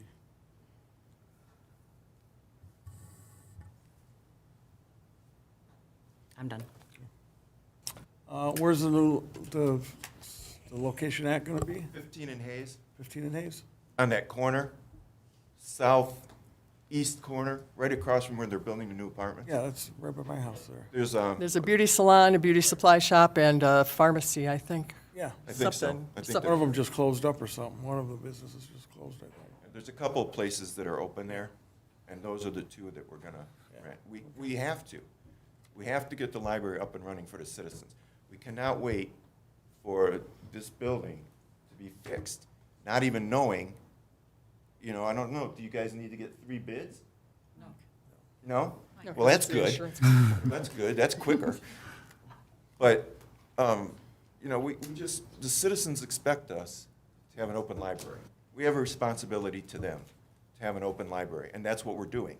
We've already decided, the board's approved it, July 1st is our move-in date, and, so we'll Yeah, definitely. you're the board, it's your library, you're running it, it's your decisions, absolutely. That's right, and we were just hoping that the that's city right. council You're would right, work right, with I us know. a You're little good. bit on this Right. project Yeah, I and know. let us get our That's stuff all we're out. asking. You're good, that's all. So, Mr. Odell, you're like. Okay, so because there's lots of moving parts here, so just so I understand, we don't know what the timeframe's gonna be, so you wanna get out and operating. Your intention is still to buy the building once it's completely fixed, correct? That you said you sent the agreement over? Well, We would once it's certainly- done, I Once mean, it's done, we would definitely revisit it. Yeah. so it's not, okay, so that's because you said you approved the changes. I don't know if that was before the accident or after the It was accident. before the accident. Before. Okay, so it's before the accident, so now it's kind of up in the air if you guys want to purchase it, depending on what type of Depending on- damage the fix. Depending on how it's fixed. At the time when you have the library ready to purchase or occupy or whatever, we will certainly consider it along with whatever else is available in Fraser. So you just want it determined to Starting over. started so you can, You okay. know if we vote today that the purchase, it goes through. If we vote to ratify the contract you sent, I'm sorry. Have you read it? If you- Okay, so because there's a clause that was added in there about us, the city and the library doing a walkthrough of the building prior to closing and coming to a complete agreement on the repairs that need to be made. Have you seen that? I guess I'm just trying to make sure you understand the logistics of if you are obligated to purchase it. You're saying that you would never come to an agreement. Is that literally what you're telling me? That is not at all. Oh, I read it. I mean, we got a memo from our lawyer with the agreement. Well, then, I mean, if you read it, then you understand that it's not going to be purchased until both sides come in with an inspector and see what needs to be repaired, and then agree on what needs to be repaired, because Sorry, I cut you off. No, that's all right. I mean, That's even all if you approve it today and approve it, it's still not going through till it gets right. the It's inspector. contingent on It's both contingent parties. on, correct. Okay. It's contingent on an inspection, so. So you just need from us right now to get the inspection to make sure it's healthy to go in, get everything out to make your move. If not, you need to know a time frame when you can get it out, which we won't know because the insurance companies are the ones that kind of dictate that time frame. I mean, we want to accommodate you as fast as possible, but I would think that they would set the time frame. It just depends on who they use and how I quick. mean, we can direct Lorena, as soon as she finds out, to get in touch with Elaine, or Miss Levin, and, and let her know, and then she can tell you guys, or, I mean, because I don't think we can, okay, but. That's why I want to try to get clear No, on what you guys understand. want. I understand what you're doing, and that's good, because we all need to be on the same page. Yeah, I think So we're on 5 different communication, pages. open communication is why we're here, and why we're letting you know that we've decided to move into a new place temporary, because the residents approved the millage for us, they expect us to be open. They expect us to do stuff for them. And you can't do that with a Expect building us with to a have hole in it, programs. right? So, But we can't do that waiting to see when all this is gonna be done. We just can't. We won't. Because the citizens of Fraser expect more out of us. And there's no commitment for the building, so that's where they stand. So we just want to get out and. and operate, then we'll re-come back, then we'll re-come back to it. Once the building's fixed, we do the walkthrough. If we can come to an agreement, we come to an agreement. If not, then you guys have moved into your new space. But even before the crash, that was part, we approved. Oh, we understand. Oh, okay, good. We're not here to slash out No, I'm just make sure everybody's on the same page, sir. Yeah, we got, Councilwoman Sutherland. So just to make sure that we're all 100% clear, I want to ask this question. It might sound a little bit ridiculous. So even if the building were able to be fixed in 2 weeks, like, right, let's pretend, you're moving. That's Yeah. it. You're moving, period. We are moving temporarily because we don't believe that the building can be fixed adequately in that amount of time. I think that there's a much more structural damage, and it's just, nobody feels good about the idea of going back into that building until it's been, really. Thank you. Nobody feels good about going back into the building. Councilwoman Blanky. Okay, Marlene, you don't know me, I mean, personally, but I mean, we know each other. What I recall about you, I guess what I want to clarify as quick as I can, people watching this meeting and the conversations going back and forth, there may appear to be some kind of a tug of war going on, between you and the board and the council, and I don't think any, relative to information is how you started off, saying you haven't gotten information. Okay, and I can segue back in my remarks to, I don't know what it was, 4 or 5 months ago, years ago. You know what I'm going to say because. No, I'm not sure. I don't remember 4 or 5. Okay, you were with, I don't either. I'm amazed what I remember with this stuff. It's the only thing I got going. But anyhow, you were sitting next to Lorena. And I had said at the time, gee, that's really great. You guys are on your own. You have the board. And I was secure with that. We all were because, first of all, it's a law. But secondly, you're all residents. This board is comprised of residents. Lorena is not a resident. that doesn't, okay, in the corporate world, in the business world, you know, degrees and experience, but what means more importantly to me is the fact that you guys are residents. So when you talk about, we want the best for the residents, we want the best for the city, we don't want to go without programs, they passed a mill, you know, the bond, whatever. We get that. We're all residents. I mean, I see you work. You're a hardworking lady. You've been involved for forever. Okay, and what sets all of you aside from whoever the director is, you have that. You have that community experience of Fraser. So make no mistake, we feel the same way. And to my point, you were sitting there and Lorena was going on and on about whatever, and I simply said to her, I know you don't have to report to us. You know, we're not affiliated on a day-to-day, but it would be nice to get a monthly report or whatever you put out to keep us on the same page. And you were so nice and you were so accommodating, and that's what I recall. She was not, okay? And so to that experience, I really believe a lot of this is because of the lack of communication. I mean, a third grader can figure that out, and everybody wants to be on the same page. We certainly do, you know? This is true. And for example, we haven't been receiving communication about what the city is doing about the building, and Lorena's got guys scheduled to come out and test the dust because we didn't have any clue that DPW was scheduled to do that tomorrow. So obviously, we'll contact her and have her cancel that. Okay, so you're saying that she hasn't received anything? Not, very little. Not nothing, but very little. I guess my question would be is why doesn't she come to these meetings?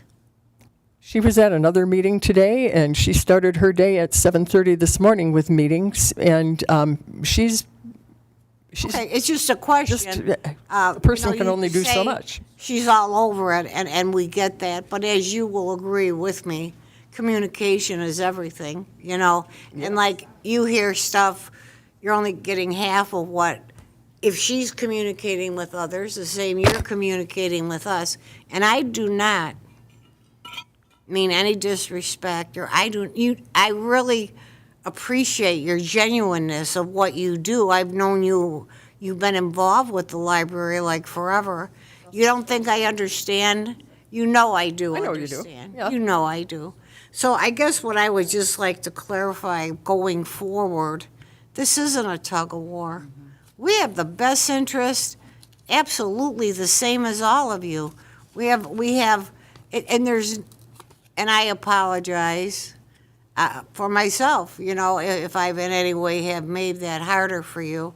So thanks for listening, but I just wanted to clarify that. We're not at odds here. We're trying to get on the same page. Okey doke?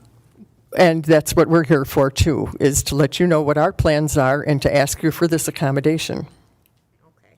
Thanks, Marlene, for everything. We just got in touch with the company that's going to take care of moving our stuff. They said they can do it as early as next week.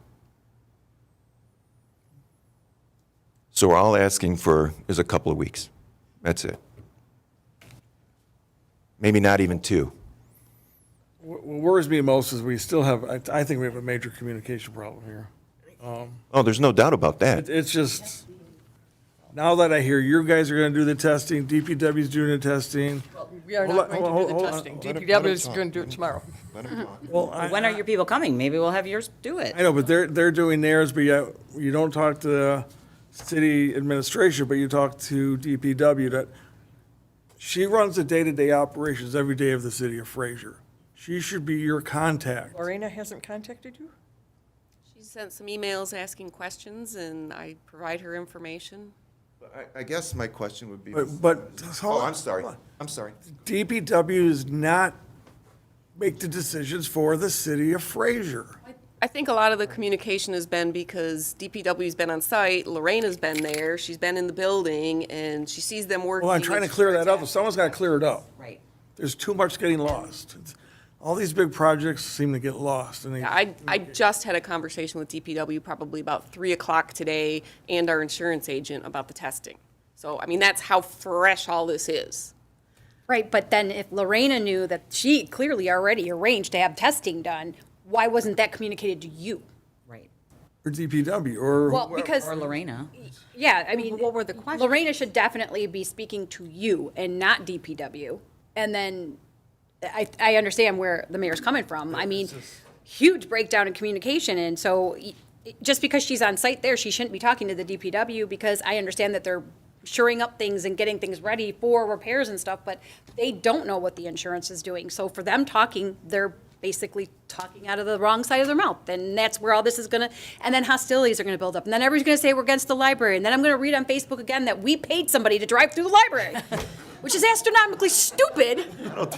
I don't think anybody on our No, board. no, We know you, not you guys. Facebook. Well, hopefully. I don't Do think. you have an alias on Facebook? Somebody on Facebook. I'm like, seriously, like, this city's got to get something better, because everybody's way too bored, and these theories that, oh, this person was drunk, this person was high, this person was this person was that, oh, the city council. I'm like, I didn't even know about it until like 2 days later. I'm like, what? I'm like, you all think we have way too much time, but I agree 100% with the mayor.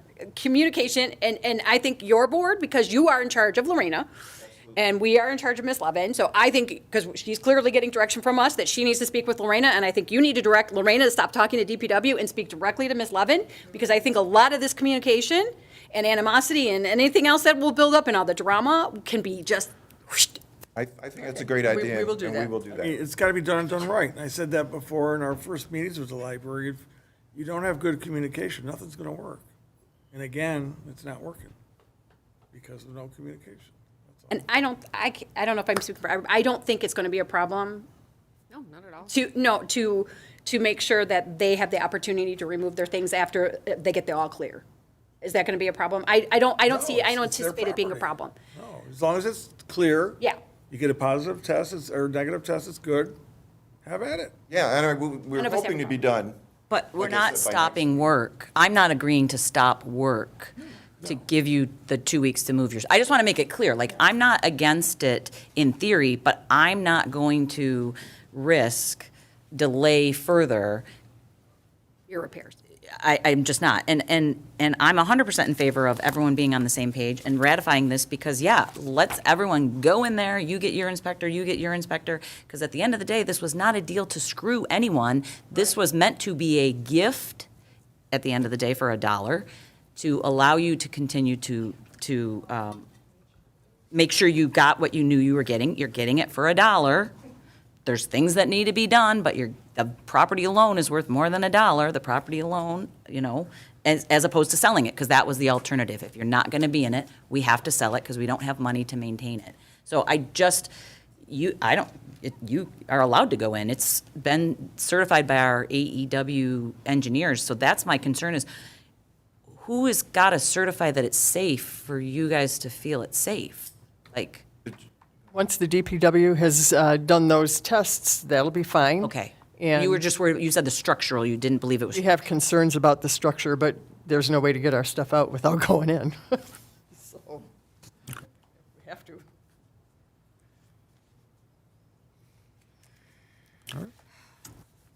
Mr. Denault. Thank you, Mr. Mayor. I've been trying to figure out, just absorbing this conversation, and really what it strikes me it comes down to is the library board is trying to ask city council to authorize something that you guys really can't. I mean, it's going to be in the hands of AAA's appointed contractor in terms of who's allowed to come in and who isn't, for the safety of the job site and all of the OSHA rules that apply to the work that they're doing. At some point, the city probably can administratively certify that the building is safe enough for limited occupancy for the purpose of going in and getting things, although not a full certificate of occupancy to use. Although, again, contractors may say, once we've segregated and separated, it is safe to use, and we could give a full certificate of occupancy. That's not what they want. That's fine. That's not the legal issue. I think just for me, I'm struggling with, there's really nothing any of you can authorize for them. It's really going to come down to the boots on the ground certifying that it is safe and that it will not interfere with the work that needs to be done or make it worse. And if those contractors, whoever is their boss, can guide them or ask them for the consideration they're asking for, and they can grant it safely under all of those rules I just mentioned, then I think it's that easy. And it sounds to me like maybe you guys are here just to feel that out and try to understand what the city could do to help. Exactly. That's kind of what I'm feeling. So I don't know that the city council can make a motion or direct anybody to do anything. I like the idea of having funnel points of communication. I can't speak for, obviously, Ms. Levin, but I hope that there's some way to funnel that communication better and streamline it so it's not going through third, fourth, fifth parties. But at the end of the day, they, Lorena and Elaine, are going to be hamstrung by whoever the foreperson is running the construction job, running the renovation job. And that person is in charge because that person's job is on the line or license is on the line if they violate OSHA rules and create an unsafe environment for your people who try to get in and get things. So I hope that's making sense, that at the end of the day, how I see this playing out is the testing gets done, hopefully certified safe. If not, contractors are going to have to make it safe, right? That's going to take more time. If it is certified safe, or when it is certified safe, at that point, somebody with the authority to do so, whether it's our building department or whether it's the contractor on the job through AAA, somebody has to say the building is structurally sound enough that their contractor can come in and get things. We can, as a contractor, we can segregate, we can help, we can put things in place to protect. You're going to wear hard hats, whatever the rules might be. Then that process can play out. If the contractor, though, that's doing the work says, I have to put a timeline on it, I can't pay people to be here for 2 weeks while the move is happening, then they're going to have to accept that because we don't control that. That's the contractors. And they're telling AAA, this is going to be our bill. AAA, will you authorize us to wait around for, do you see where I'm going with this? It's just, there's so many parts to this.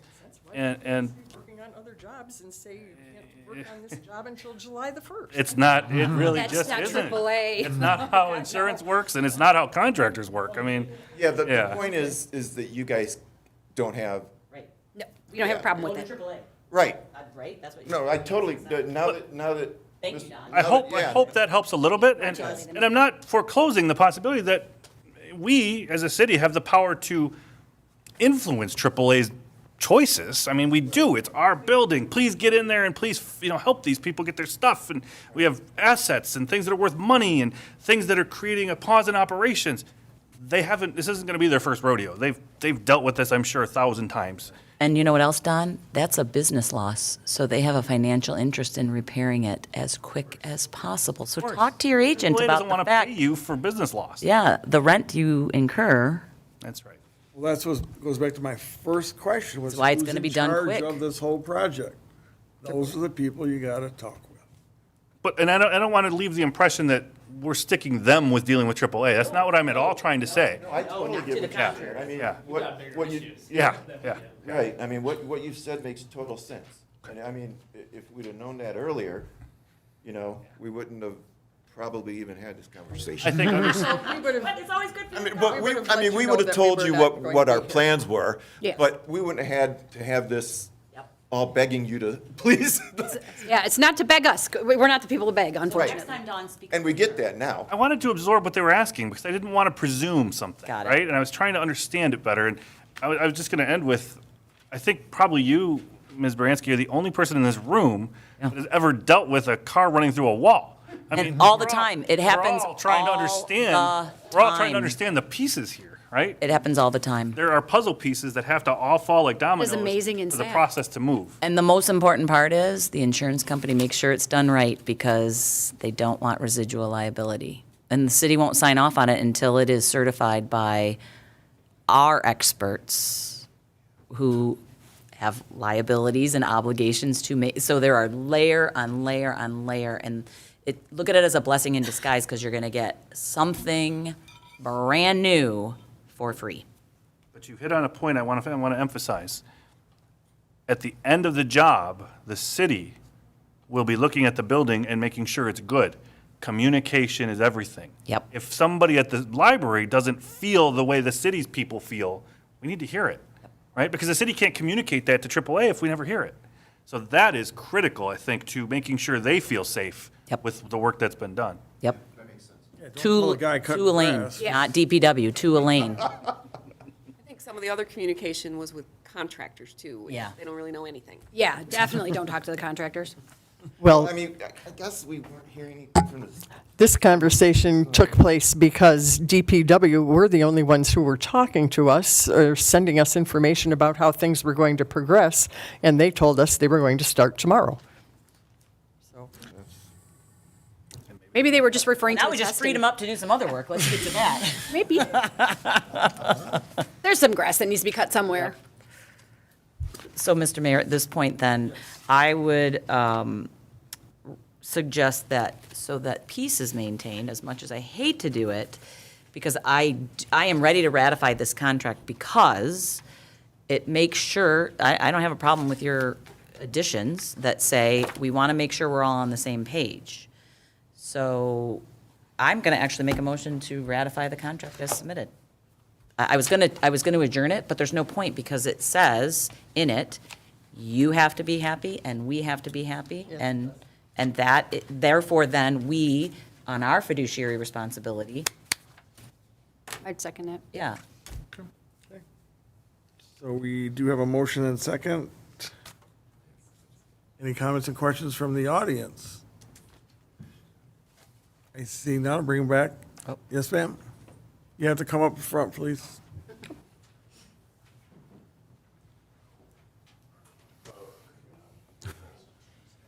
But you can tell this library is very important.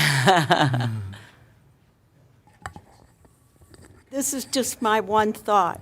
If I were the library, I wouldn't want to move in there. I mean, if I were the board, I wouldn't want people to move in there until it's completed. Don't sign anything, not you, not them. Just let it be.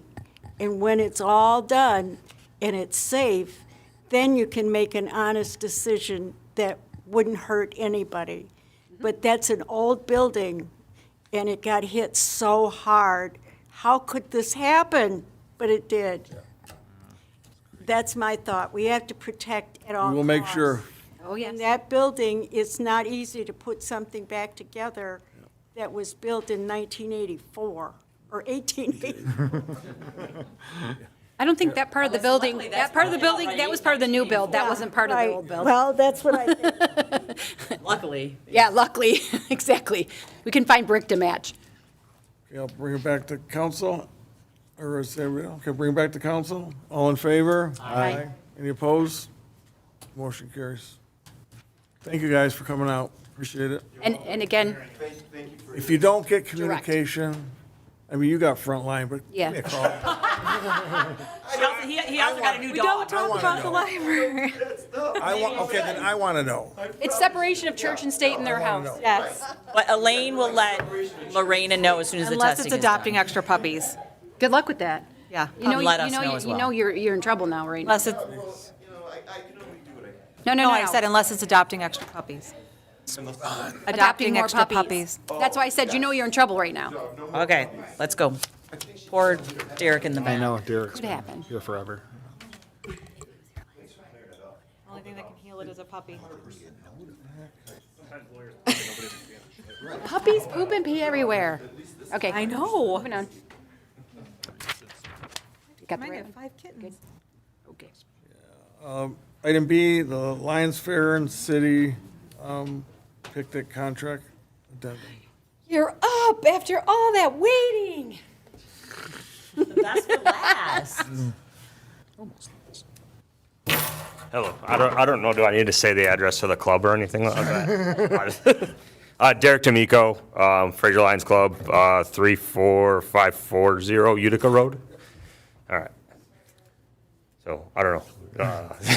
Maybe done. So the addendum. Did you guys get the addendum or whatever? It's basically the same as last year and everything. So. And then this is the last year for that contract. correct? Yeah, so we'd like to move forward with either extending that or if it needs to be changed or whatever. I know there was something, I don't remember, I don't probably know more because he wrote it. It was a while ago though, right, too? So there was something in there about extending it.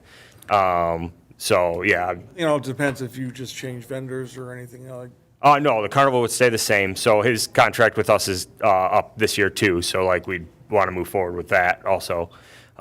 So yeah, that would basically be that. I think we were happy with the way the contract was now. I don't know if the city feels that way.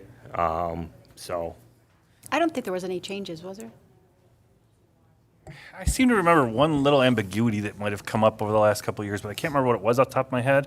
It seems to me the best process would be get with Martez or Elaine or whoever she designates, and after you've talked with your vendor, to see what number of years they would want. Yeah, so he does.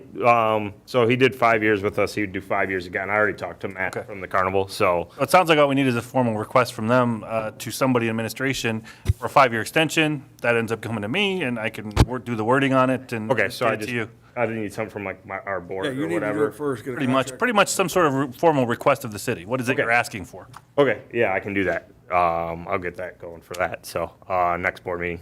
We probably won't have a board meeting in July, so it would probably have to be in August. Just because of carnival. You think? A little busy. And 4th of July falls on the Well, yeah. our Tuesday, so we're not sure what's little going busy. on with our board meeting in July right now. So yeah, and then the addendum's fine. It's the same stuff. Everything's basically the same as last year. So Just a little bit of Is there cost anything increase. different you guys are planning for the picnic this year? no different, nothing different. So Different, just band and, yeah, same thing. Bands. Yeah, not much different. If it'd be small, like different bands, obviously. Food vendor. We've got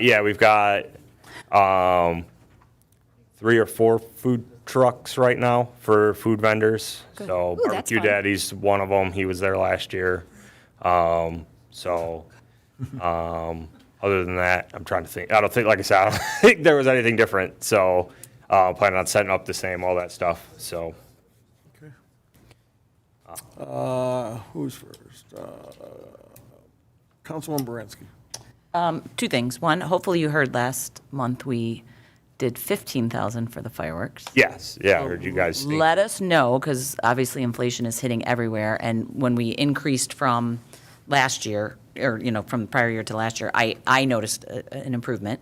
Okay. Myself, so I'm hoping you still see an improvement, but can you give us feedback sooner so that? Yeah, so I'm not one to like No. all the years through the fireworks, because we had increased it Well, what you before hear. COVID. Yeah. We had put some more towards it, but Yeah. so yeah, I mean, But just let us know, Zambelli's does a good job. Yeah, so yeah, it should be a better show. The Yeah. problem is, the cost of materials have gone up over the years. So like that $10,000 is what we've been paying for a long time. Right, So. and it's going to be less and less. So Yeah. was a request to let us know sooner, so that therefore then we can already start thinking in the fall and into the next year, like what it budget. should be, if we need to increase it more, because it is important that it be significant. in Yeah, my- yeah, and it's good. It's a big draw for Sunday and everything like that. And then, other than that, I was just going to make a motion to approve the contract addendum as presented. Second. Motion second. Councilman Rodell. Hi, Derek. So one thing with this agreement, which I think was really good that you guys set up 5 years ago, it spells it out. What do you need from the city? You need a consolidated invoice, like what part of DPW's bill, what part of the police, the fireworks. You need Yeah, a so- consolidated bill so you guys could pay as soon as possible. Yeah, I which mean, some we have the departments mon- got it to you fast, some didn't. I know we had newer administration. I know Lions Club wants to pay this bill as soon as it gets to them, so Yeah, you there need was a consolidated statement from us. Some confusion. Like, so I thought, so the I asked the DPW and Public Safety for reports with like the breakdown hours, just so I have it, right? Like, not that I think anything's wrong with it or anything like that. Obviously, we paid it, no problem. But yeah, so I thought that when they were sending those, I was still waiting for a consolidated bill from whoever, Parks and Rec, but I know like the Parks and Rec has been kind of all crazy since COVID. Christina, that's what she would do. She'd give us like a little report even too, which not super necessary for the report thing, but.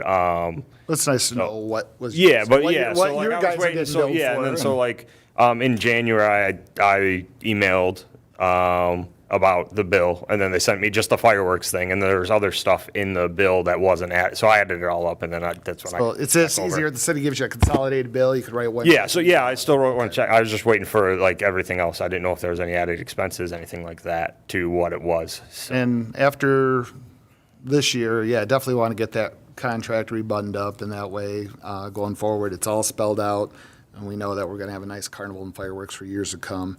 And then just point of contention, last month, it was reported that it was a no-show. You guys were a no-show, but that wasn't the case. You weren't aware of it, or there was a miscommunication. Yeah, there's Otherwise, you would miscommunication have been somewhere. here. Yeah. I mean, yeah, it would have actually been better for me because today I had to get baby. Well, wife's a nurse, so she works night shift. So like she had to work tonight, so my mom's sitting there watching the kids at the tonight. time And I was you- like, so 'Cause at the time so of like the that, last month wouldn't have worked that day, so I would have been able to be At, here. at the last meeting, you hadn't even met with the department heads at that point, right? When No, city council yeah, meeting so was. yeah, there was a little bit of confusion with that. I get it, like so much different changes and all that throughout. I the year. It's understand. not a big I deal. just To didn't me, want it you to know, appear I that just- the Lions Club Yeah, was a no-show because they're a very important part of our community. Yeah, it was and mostly I've just never because- known that to happen with you. So, and just appreciate your time because I know you take a week off work to get everything set up. Yeah, ahead I of basically live in time. the park back there from And- Sunday till the next Monday. So. Yes, I know he's out there. And then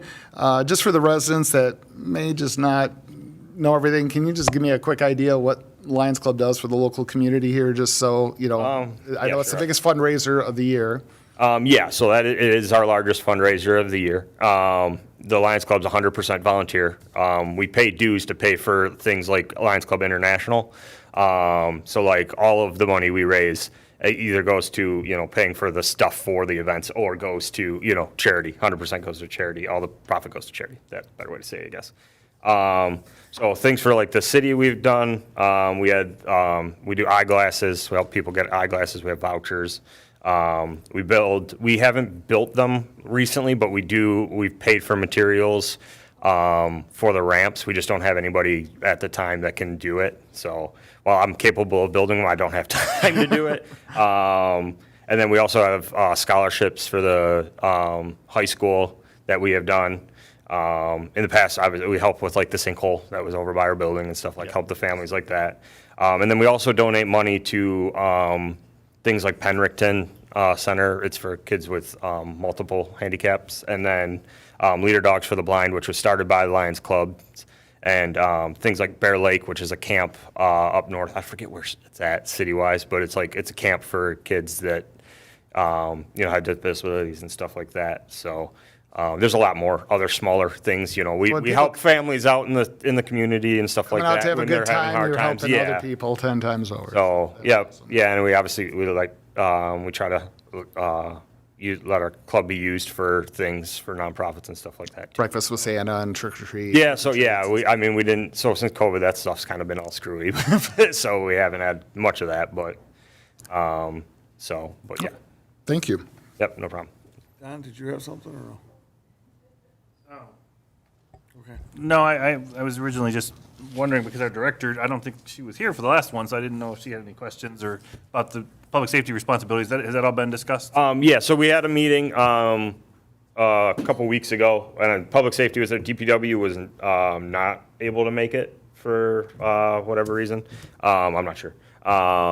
But I mean, the DPW, Mark knows what's going on, and so I think that should be fine as far as that goes. So, and then public safety, they knew what their stuff was to do. So, And the only other thing I had was, Councilman Aldell made me think maybe he should be a party to the contract so we can commit him to 5 years of doing that week of work. I like that. He works his butt off, I will His tell you wife that. may not like that. yeah, all right. Two small ones. Okay, we do have a motion and a second. Any comments from the audience? I'll bring it back for a vote. All in favor? Aye. Any opposed? Motion carries. All right. Hey, you're all set. He's like going to relieve mom. See you next month. Item C, capital improvement discussion. Ms. Branson. Yes, Mr. Mayor, I had asked for this to be put on the agenda for a couple of reasons. We had a discussion during budget time about all of the different capital plans that we want to accomplish over the next year. And the idea that I had was that we, as much as I don't want another meeting, but a special meeting, focused almost exclusively on that, so that we as a council can see where the consensus is. We're never going to all agree, most likely, but we all have priorities, and sort of, you know, if your top three are this, and then mine are this, and Mr. Odell's are this, and then we sort of have a little bit more of a master plan, so that then we can articulate and lay out an agenda for the coming year.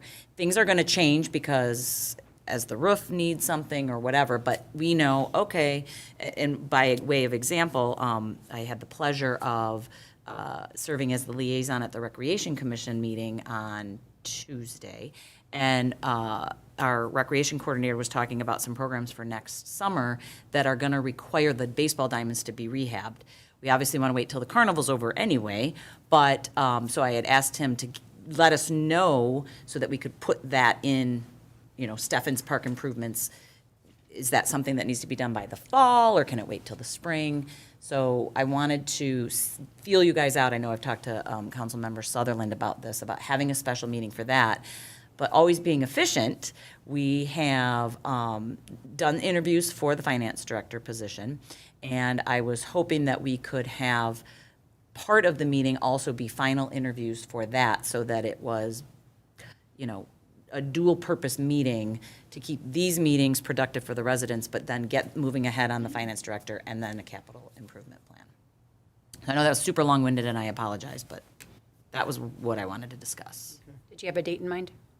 I don't, because unfortunately, not unfortunately, the town hall for the roads and then the holiday, because originally we were talking about trying to do it before the Are July. we talking about doing it next week? Oh, were we talking about doing our special meeting next week? I mean, we could. We definitely won't have anything ready for capital improvement plan, like Are estimates. we talking and middle of everything. July? I talked to Mark about this earlier today, and the spreadsheet that I kind of worked on putting together, this was just specific to parks.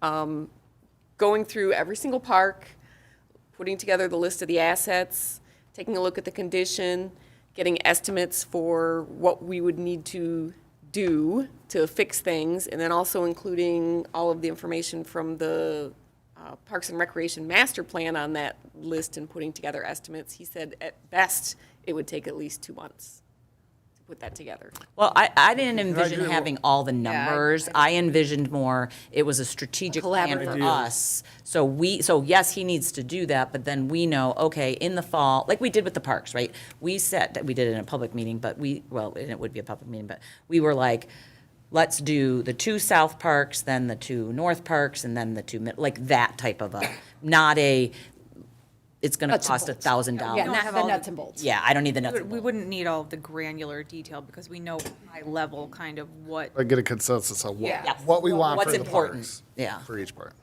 Can, oh, I got a crazy schedule. Can I send out, get with Eileen and send out dates for both meetings to you guys on Tuesday? Yeah, so you're talking about the town hall meeting and then the capital improvement interview? Yep, mhm. Couple of options for both of them? and- Yeah, absolutely. I will be out of town most of the last week of this month, because I have a training for my work, so. I'll be in sunny California. Actually, we'll be in California too. What? Sure. You're like always where someone else is. know, What I is know. that? Yeah. Okay, we'll do that, we'll do that then. Send out a couple of dates for each one. So then, in vain, I promised Councilwoman Sutherland I was going to bring it up again for the safety of our, and I understand if not, but for the safety of our residents to approve the BARC project, so that the base of the playgrounds in all of our parks was appropriate per code. I wanted to see if there was interest in, first, waiving competitive bidding, which we have to have unanimous, is that correct? So I'm going to make a motion to waive competitive bidding to allow the BARC to be done in all the parks with the quote submitted by Mr. Ragsdale, which expires, I think, next week, so that we can ensure that this summer, the parks have a safe base as required by safety experts. It's not the park though, it's the place. The playgrounds, all the playgrounds in all of the parks. What was that dollar amount? I think it was 55. 55, yeah, something like that, And that was for all the parks, though. That was for all the parks. including Fort Fraser. Yeah. I'll second that. Okay, so you got your first, second. Make your or do your. Well, the first motion is to waive competitive. Yep. Right? Okay, we have a motion and a second to waive competitive bidding, Waive right? competitive building. For the playscape chips for the parks. All in favor? Aye. Any opposed? I wish these last two agenda items were flip-flopped, because Oh.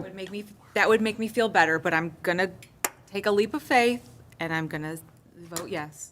I would like to make a motion to approve the contract for the wood chips as submitted last month by Mr. Ragsdale. Second. A motion and a second. Any comments or questions on the motion? All in favor? Aye. Aye.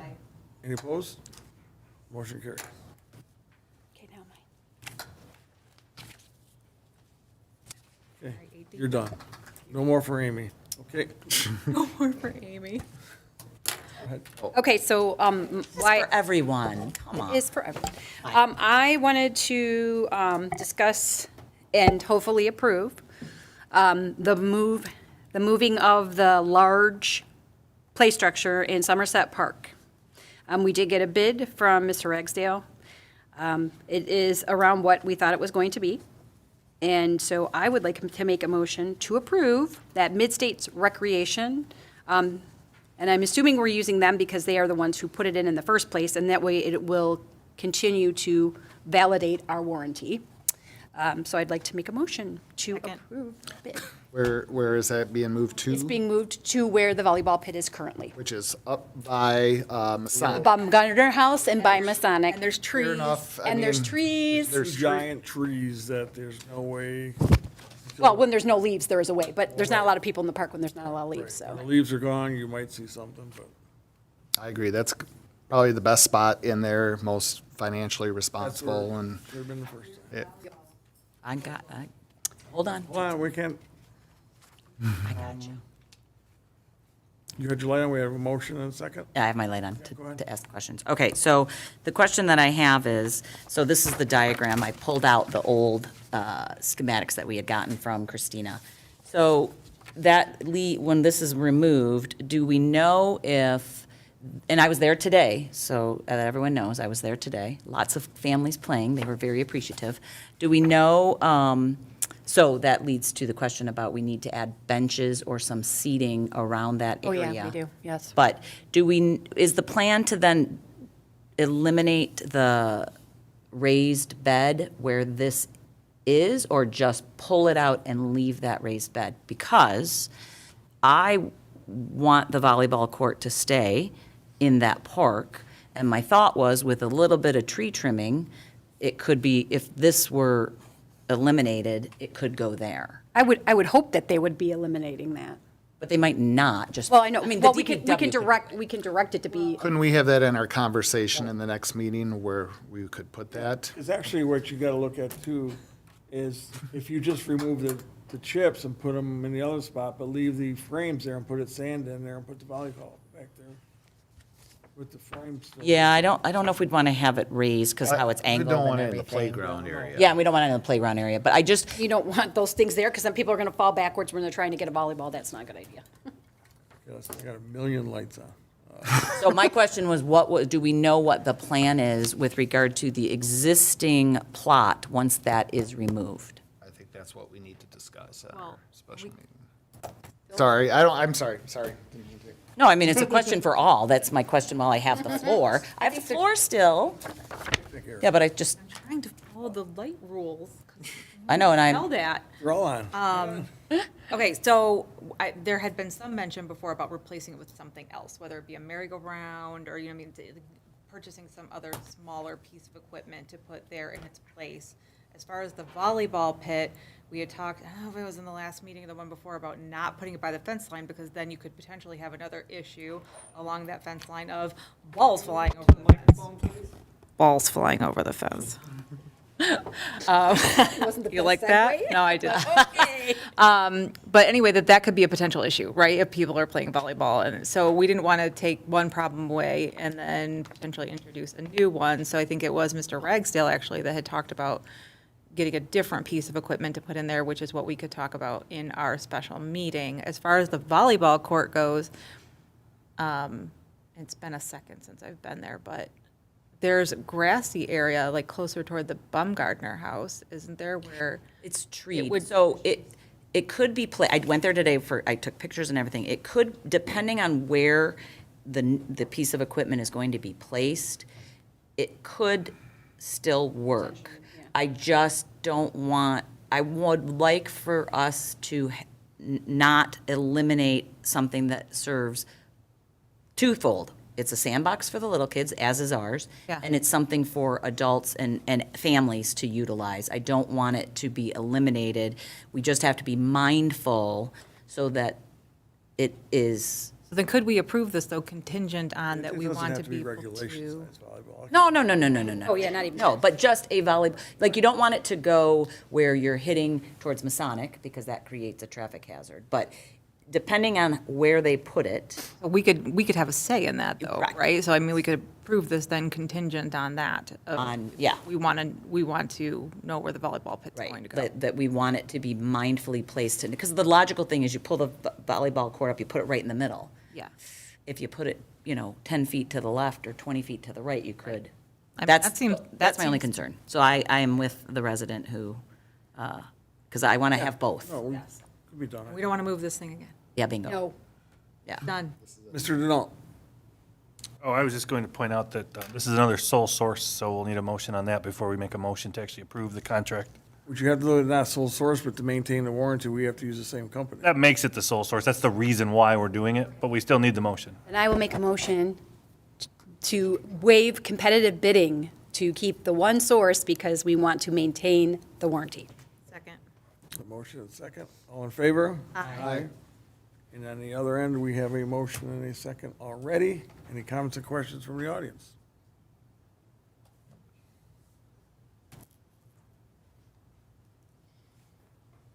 I just had to get up here. Laura Lessig, 15201 Fairview. The motion, as I understand it from Ms. Shornack, was to approve the amount to move the playscape. I would like, as a resident, to know how much that costs. And- $30,707. I'm sorry? $30,707. Okay, what does that include? Is it just the movement and all this other discussion of you putting something else in, moving this, moving that? Is not part of it, so that's another discussion of how much that's gonna cost to keep the volleyball court and everything else in there, so, thank you. Absolutely. Anything, comments, questions from the audience? I see none. Bring it back to council. All in favor? Aye. Aye. Any opposed? Okay. So, Elaine, if you could, does someone want to be tagged to? It should be Elaine. I mean, Amy, take your volleyball. I can be. I would be happy to do it. I didn't know if someone else wanted. I would be happy to volunteer to oversee placement of the structure. That. Oh, I live over there, I can. Oh, what did you think? Nothing. I don't want to do 'Cause that. I want to make sure that it's, Yeah, so Patrice and I will take care of it. Absolutely. So just make sure that 100%. we are notified. That we are not will- gonna go We through will this come again. when they're coming. We will not make them come around our schedule, but, yeah. because we want it moved as soon Need as. a big 100-foot tape measure, I have one. So It's good to know. I can reach it. So see, leap of Okay. faith.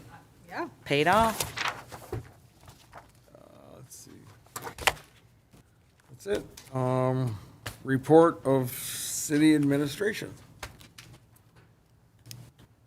So tomorrow morning, I will be meeting with department heads to discuss some options for the number of complaints that we've received about traffic on Mulvey and Grove. So we're kind of putting our heads together, talking about the situation, what potential options there are from other communities, and what we could potentially bring to you guys to consider for the issue. Absentee voter applications are being mailed out. New this year, you can actually select the box to be on the absent ballot list. So this is something whereby you can just circumvent having to do the application every year and the 2 mailings where you get the application and then you mail that back and then you get the ballot and you mail that back. This is going to put you on a permanent list where you're just going to get the ballot.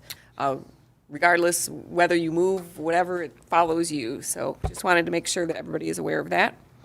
The contractors are going to be starting on the City Hall parking lot this Saturday.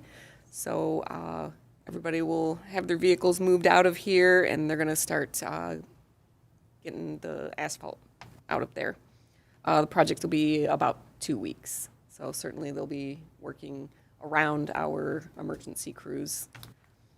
I'd like to welcome Nicole Adams. She is our new HR coordinator. She's been absolutely phenomenal. It's been nice to have someone to navigate a lot of the HR issues that we have in the city, and I certainly think that she will be a huge asset when it comes to working with the contracts and already dealing with payroll issues and benefits issues. She's been a tremendous help, and I'd like to thank her. We are one step closer to the audit. You received the report from our actuarial for the OPEB evaluation. That's one of the required things that our auditor needed to be able to complete the audit. I believe, if we are really lucky, that we are going to have the audit either on our July or August meeting. We're finishing up with all of the information that they need for that, and pretty much as soon as that is done, we're going to start rolling in and start the information for next year's audit. So certainly the intention is to have that done on time. Fortunately, everything is fresh in our actuarial's mind and everything is fresh in our auditor's mind. Also wanted to just give you an update on the pension grant. We've got everything complete. I just need to get a notarization on a form to submit that pension grant to the state. We're looking at 1.8 million to get us to the 60% funded. The only caveat is that we will once again be required to follow the corrective action report for another 5 years with the state. So I'll definitely be looking to get some detail on that before we accept any of the grant money from them. The tennis courts, I went and looked at those with DPW director today. That's something that I think we'll be talking about as part of probably the capital improvement plan item. There really kind of are, at this point in time, I'd say 3 options: doing some crack sealing, doing a mill and fill, or a complete overlay. So that's another one of those things where, you know, how much money do you want to spend, given the fact that we have a lot of other things to do? Are you talking the tennis courts right here? Here? Yes. Ironic, because I literally have in my hand, because I was going to bring this up, we approved a complete overhaul in October of 2019. It was done. Yeah. And it was done, so I literally was going to talk to you, I didn't know this, to say, whoa, hold on, because it's saying right on here that, you know, if we did the creme de la creme, which we did, we shouldn't have what it The sounds issues. like we're having. Yeah, we need to contact them. Uh-huh. I would definitely love to have that information I so we will. can reach out to them then. I was pulling it out for you. I have all of the stuff that was submitted to us by the Parks, the Recreation Commission and the former Yeah. directors. Yeah, we had some conversations about that. We weren't sure to what extent things had been done recently. Full rehab of Yeah, that. totally. Yeah, yeah. It was way worse. For a minute, It was a compo. It was all of the No, we did that one. concrete base really redone then? Everything was redone. Everything was redundant. Just the ones I It was expensive. It was over 100,000 easy, yeah. I think so. Yeah. Is that what that one says, Amy? This one was just 34,000, but then we added Pompo and, remember, because we had to Yeah. piecemeal it out, we did the locks, we did Yeah, we did, everything. yeah. Like, it was $100,000 in one day, but It wasn't just the surface? no, it says, grind and route approximately 2,177 linear feet of cracks, removing existing costs, patch with, blah, blah, blah. So I'm gonna give it to you, you guys can follow up. but Thank you. We will definitely follow up on that It one. was just funny that I'm literally like, Timing is everything. And I hope it's not taking care of it. well, and who we used was recommended by the high school, so it's a contractor that they use, so, So they're going to want to honor their work. yeah. Sorry. Nope, that's all I have. Okay. Who would like to go first? Anybody? I can go first. Okay, go ahead. Okay, so I did have the pleasure of attending the Recreation Commission meeting. It was really good to see great energy, excellent new coordinator sitting there in the back. I think this is his like third meeting of the thing. It went long, a lot longer than I thought, but they're working on a couple things, and I'm going to direct them back to you because they're working on their bylaws, and they're very much original bylaws. Very original. And so the only advice I had was start with the ordinance and work from there. And so I indicated that obviously our city attorney would be happy to provide guidance about that. And then really just, they're motivated to do stuff. They talked about, the CVS corner and who owns it. And I was able to quickly get them the information for that. That Schatz still owns that corner. They were like, the mayor was right, and we don't. What'd you say?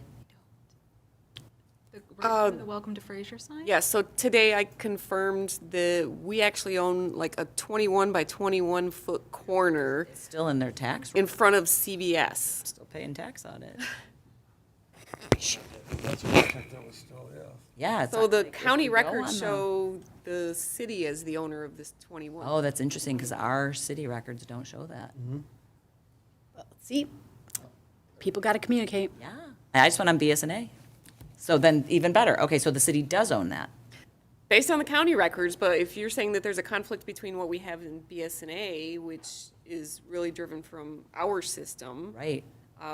Definitely merits even more investigation. So then that, I'm going to direct you in your million things to do so that we can make sure if we do own it, can be as beautiful as possible. Yeah, I know one time, I remember when Terry was gonna donate it, but did they actually legally do the whole thing? Right. I don't know. Yeah, and I'll see if maybe I can find a recorded deed or something like that.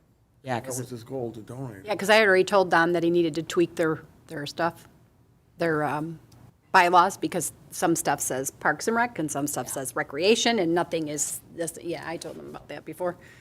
My question on that, if I could, do they want me to take the first shot, or are they planning to put something together? I think as of right now, what I had directed them that worked well for us, and especially with the couple charities I'm in, to have a subcommittee start, which is always wise, right? Because they get to decide what their bylaws say. And I think some of it was perhaps misunderstanding about what a bylaw is versus, what the reality is, because it talked about grants and things like that. And just because they don't do it, if it's in the bylaws, it doesn't mean they have to do it versus they can do it. So if I recall correctly, they had a subcommittee. I think they agreed to a subcommittee. I just simply offered your services as an expert in all things drafting. And it sounds like they must have had that conversation before. And it's definitely overwhelming until you actually sit down. Yeah, it looks like their originals were somebody else's and not even changed before. Probably. But I think it was from 1964. It was old. Yeah, it was quite old. Back in the day. And so, good. So, go ahead. Add on to Yeah. that. So I had been working with Don on the bylaws because we noticed that it was inconsistent with the ordinance. We have something that we can actually provide to them already that's consistent with the ordinance for them to use as a starting point. Awesome. Yeah. One of the things. I'm going to look like a hero. One of the things that I'm a little bit concerned. Thanks, Amy. One of the things I'm a little concerned about the ordinance and the bylaws that they're utilizing now is for the recreation coordinator, it becomes very difficult when you have bylaws that they are directing him, yet I'm his boss, and that's one of the big problems that we need to clear up one way or another. Well, the ordinance trumps everything, right?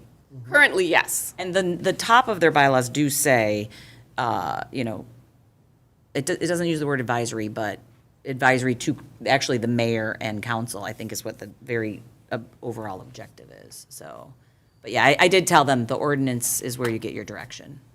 Yeah, so we'll just finish up what we have and perfect. provide it to them as a starting point. Oh, I'm sure they'll be thrilled. And you get the credit, because I'm the one who told them. Listen, you could have went out. I don't care, I'm teasing. I'm not taking credit. I'm just happy. teasing. If someone doesn't have to do the legwork and you already did it, that is like. Yeah, it's been in process for a while. I was meant to be there. I was meant to go first, I guess. Other than that, happy Father's Day to all the fathers out there, and see you guys a couple times over the next 2 months. Thank you. Thank you for all your works today, everyone. So I just wanted to say, or give a shout out to the Historical Commission for their barn sale last weekend. My daughter and I went, and we had a great time. It looked like it was well attended. I know the plants looked pretty picked over, so just congratulations to them, and thank you for doing that. It's a wonderful event. And then, just like Amy said, happy Father's Day to all the fathers out there. Thank you. Quick question, the grant that we applied for the senior center new sign, we got that grant, correct? Yes, we got the grant, we got the RFP responses back. Cindy's taken some time and making sure that she's comparing apples to oranges. Hopefully at the next meeting, we'll have the recommendation for the vendor for that. Okay, I just hadn't heard anything in a while, and I wanted to get an update. He's been a little incapacitated recently. And then the street bond language, we talked about having information on water bills and stuff like that. Because the election is coming up very soon. It'll be here before we know it, and we want our, as you can see tonight, we want our, our citizens informed on what that bond proposes and monies and how it'll affect them. What's the status on getting that information out so they can do their research and due diligence? So I've already talked to Mike and have kind of been working with him and Mark, and we're going to be meeting, I can't remember if it's tomorrow too or not, taking a look at some language, what successful communities have done, and likely we'll probably run that past the street committee for review and approval and start pushing it out through kind of all the avenues. Great. I think I mentioned for the water bill, we've got like 3 lines, like 750 characters. We can push something out. Right, or a link to give them the information or whatnot. Right, and it'll be like, check our website for more information, or stop by the office for a flyer, or something like that. All right. And just want to reiterate, it was a great turnout tonight for our businesses here. I know it's a lot of money that we're looking at, and I know it's tough, and I hope they really look at working with us in this next town hall as an opportunity to work together to come to a solution. There's no perfect answers, like we said before, but we really want to work with them and come to as close of an equitable situation that the city can provide, and that we're partners with them, not adversaries. That's not our goal. We're trying to solve a problem. And money's tight, economy's rough. There's never a good time for a tax increase. Most people will say, but we need roads. It's in such bad shape. I just hope we can come to a mutual agreement with everybody involved, so we can repair that badly needed section of the city. And then again, happy Father's Day to everybody, and 4th of July coming up, and hope everybody has a great weekend. Great, thanks. Ms. Blanky. I just would like to acknowledge, I think this pertains to Patrice and Don. Mike, you knew Mr. Pasquaretti. It's on my list. And, is that, you want to say it? No, go ahead. Oh, I only knew Mr. Pasquaretti as the choir and a maestro within the high school. I being so much older than you, Patrice, Mike, and Don, we were colleagues. We were involved. We had a very close working relationship, the city and the schools back in the day. And he was a wonderful gentleman, very talented, very caring, and very dedicated to his career and to the city. He entertained for the senior citizens a lot. He was here for the Christmas festivities. Very, very nice man. May you rest in peace, and thank you. Which is why I'll come to you, but just while you're on that subject, Mr. Pasquaretti served 43 years at Fraser High School. My daughters both had him. They learned a lot. Went to Carnegie Hall. he still to this day has high schools, kids that I'd work with and build sets still go see him every week. Or he goes to the restaurants where they work and to see him and all that. So he's built such a relationship, and actually he's a Grammy-winning teacher for the Fraser in their program. So he's a great man to my family and to hundreds of other families in the city. So he will be missed. Mayor, it may be thousands of families. Yeah, I'd hedge a bet that that will be a funeral service to remember. He made a difference in so many lives, even if you didn't have him for anything. You knew of him and the impact he had on those kids. And I thought I read today, somebody correct me if I'm wrong, I think these services are June 19th? I think they're Monday. I'm sorry, what did you say? I thought I heard the service was June 19th. Is it June 12th? There's a memorial on the 19th. 19th. Yeah, Okay. But the funeral service is immediately. at Lutheran Cross Church or something. It's on Pinewood in Roseville. I want to say it was Monday. Yeah, great man. Will be missed. He always thought he had me in his classes. Every time he'd see me, and I'm like, no, we've never had class together. I was a munchkin in The Wizard of Oz. That's about it. Okay, so, I'm sorry, so I have it, and I didn't bring him up in my comments because I swore I would never cry up here. But he made a huge impact on my life, and thank you guys for saying those things. June 19th, so a memorial gathering will take place Monday, June 19th, from 1 to 4 p.m. A funeral with Holy Communion will be held on that same day at 4 p.m. at St. Mark Lutheran Church in Roseville. Thank you. Okay. Mayor Pro Tem. So yes, the barn sale was very successful. So now they are looking for more donations, of course, because they want to keep it going. There you go. And you know what? It's time. It's this time of year. You clean out stuff. I have children now moving out of my house, so I'm going to have lots of stuff. But I already told Marilyn that. So they are looking for donations. Anybody willing and wanting to donate anything, they will be accepting donations every Wednesday from 5:30 to 7:30.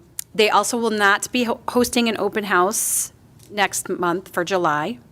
They decided to take that one off, which is probably good because it kind of falls over the weekend that everybody will probably be out of town anyway. And then they are going to be looking at having another barn sale. I believe we discussed August instead of September. And they're hoping that the work will be completed soon in the actual museum so they can go back to giving tours. So I know that they're working on that as well. I know, like the cruise and stuff. But I know they got taken away from that to fix the library. So we got a lot of things going on in this city.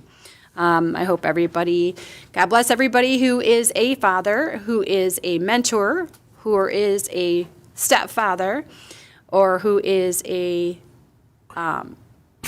leader in any way to this upcoming generation, because God knows we need more. I'm not wrong on that one. And other than that, that's about it. Okay, great, thank you. Let's see, we covered a couple of things.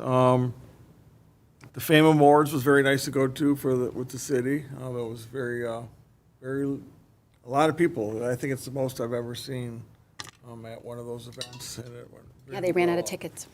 What's that? They ran out of tickets. Yeah, so it was a really nice event again, of course. Last week we did, Mary helped me, we did government class with Emerson's, all their second graders. So they all marched all the way over here, and we filled the whole room, and we had a vote, their council had a vote on either extra hour of recess or a longer summer vacation. Extra hour of recess. Nope, vacation. The vacation one, so, and then we went over a lot of things, and there were a couple of kids who asked some, questions about tax money and the cash register, and where's it go, and who watches it, and, it's always fun, so that went over very well. Mr. P, we did that, Fame, July 4th, everyone have a great and safe July 4th weekend. Please be safe with all the fireworks. Be conscious of your neighbors with the dogs and families. We do have a time limit. I know it's hard, people don't go by it, but just please be safe. And everyone have a great Father's Day to all you dads out there. Mr. Denault. Thank you, Mr. Mayor. I don't usually speak during this time, but a couple of things. Somebody mentioned reworking the baseball diamonds, and some of you know baseball is near and dear to me, having played on those fields, having coached on those fields. I recently did quite extensive research for a school district, not local, and on the subject of naming rights. So just throwing it out there, if we're ever going to get to a point where we're completely revamping and beautifying our baseball diamonds, there might be an opportunity there, if done right, to recognize or have a potential donor even. And that's what the research I did was. It was a donor with a lot of money that wanted to rename a football field. That school district hasn't acted on it yet, but I've done all the work. So if, just something to sleep on and think about if it's of any interest to the city, something to consider. On the issue of fireworks, one of the things that's been on sort of municipal lawyers' lists is this drought that we're in right now. Obviously, anything with fire isn't a great plan until we get rain and soften things up a bit. So I don't know if we're going to see any kind of state of emergency come around, but it could impact what fireworks are allowed or how they're allowed or when they're allowed. So if that comes down, I would assume it would be through the state or through the county. And then finally, I haven't missed a meeting since I started back here in 2018, but a little special someone turns 2 on your next council meeting. So unless you're planning to change your meeting date in his honor, there's a chance I won't be here. Do we get cake if we change? You would get cake if you changed it, for sure. You might even get him, I don't know. But I haven't decided yet if I need to be home, but what the agenda is going to be for you. But I will make sure whoever's in my seat will be very well prepared. My first plan would be to have our other Fraser graduate sit in this seat, so you get to meet him. But we'll see. Just wanted to let you know that. Schedule for long closed sessions, that's all. Yeah, right. I'll be zooming in for those. Yeah. He does, the 2-year-old does go to bed at a certain time. If you need me here later, No worries, family first. Always. Always family first. Okay, anybody from the audience? Yes, ma'am.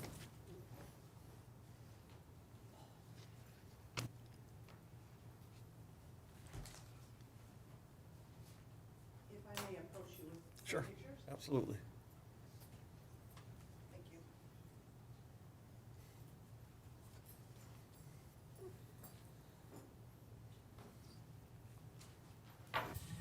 I'm Tina Lenz, 31715 Slumber Lane.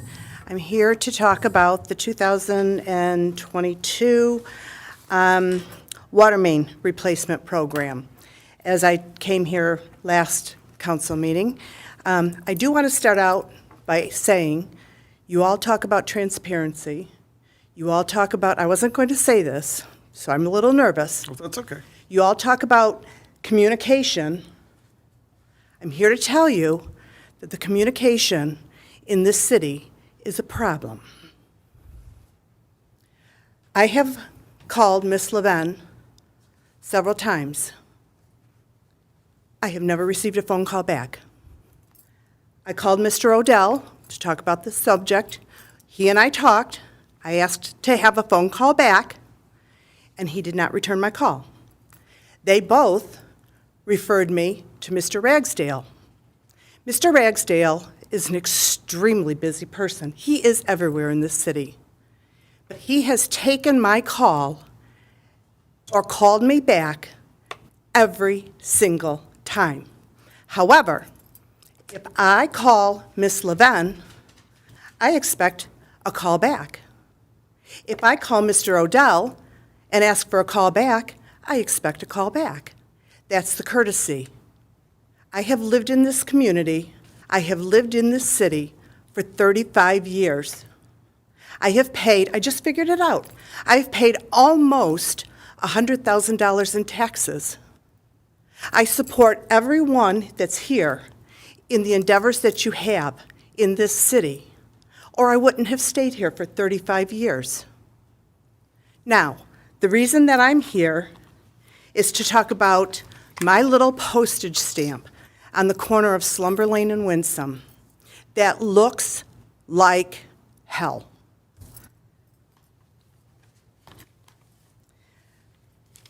I have a driveway that's been poured.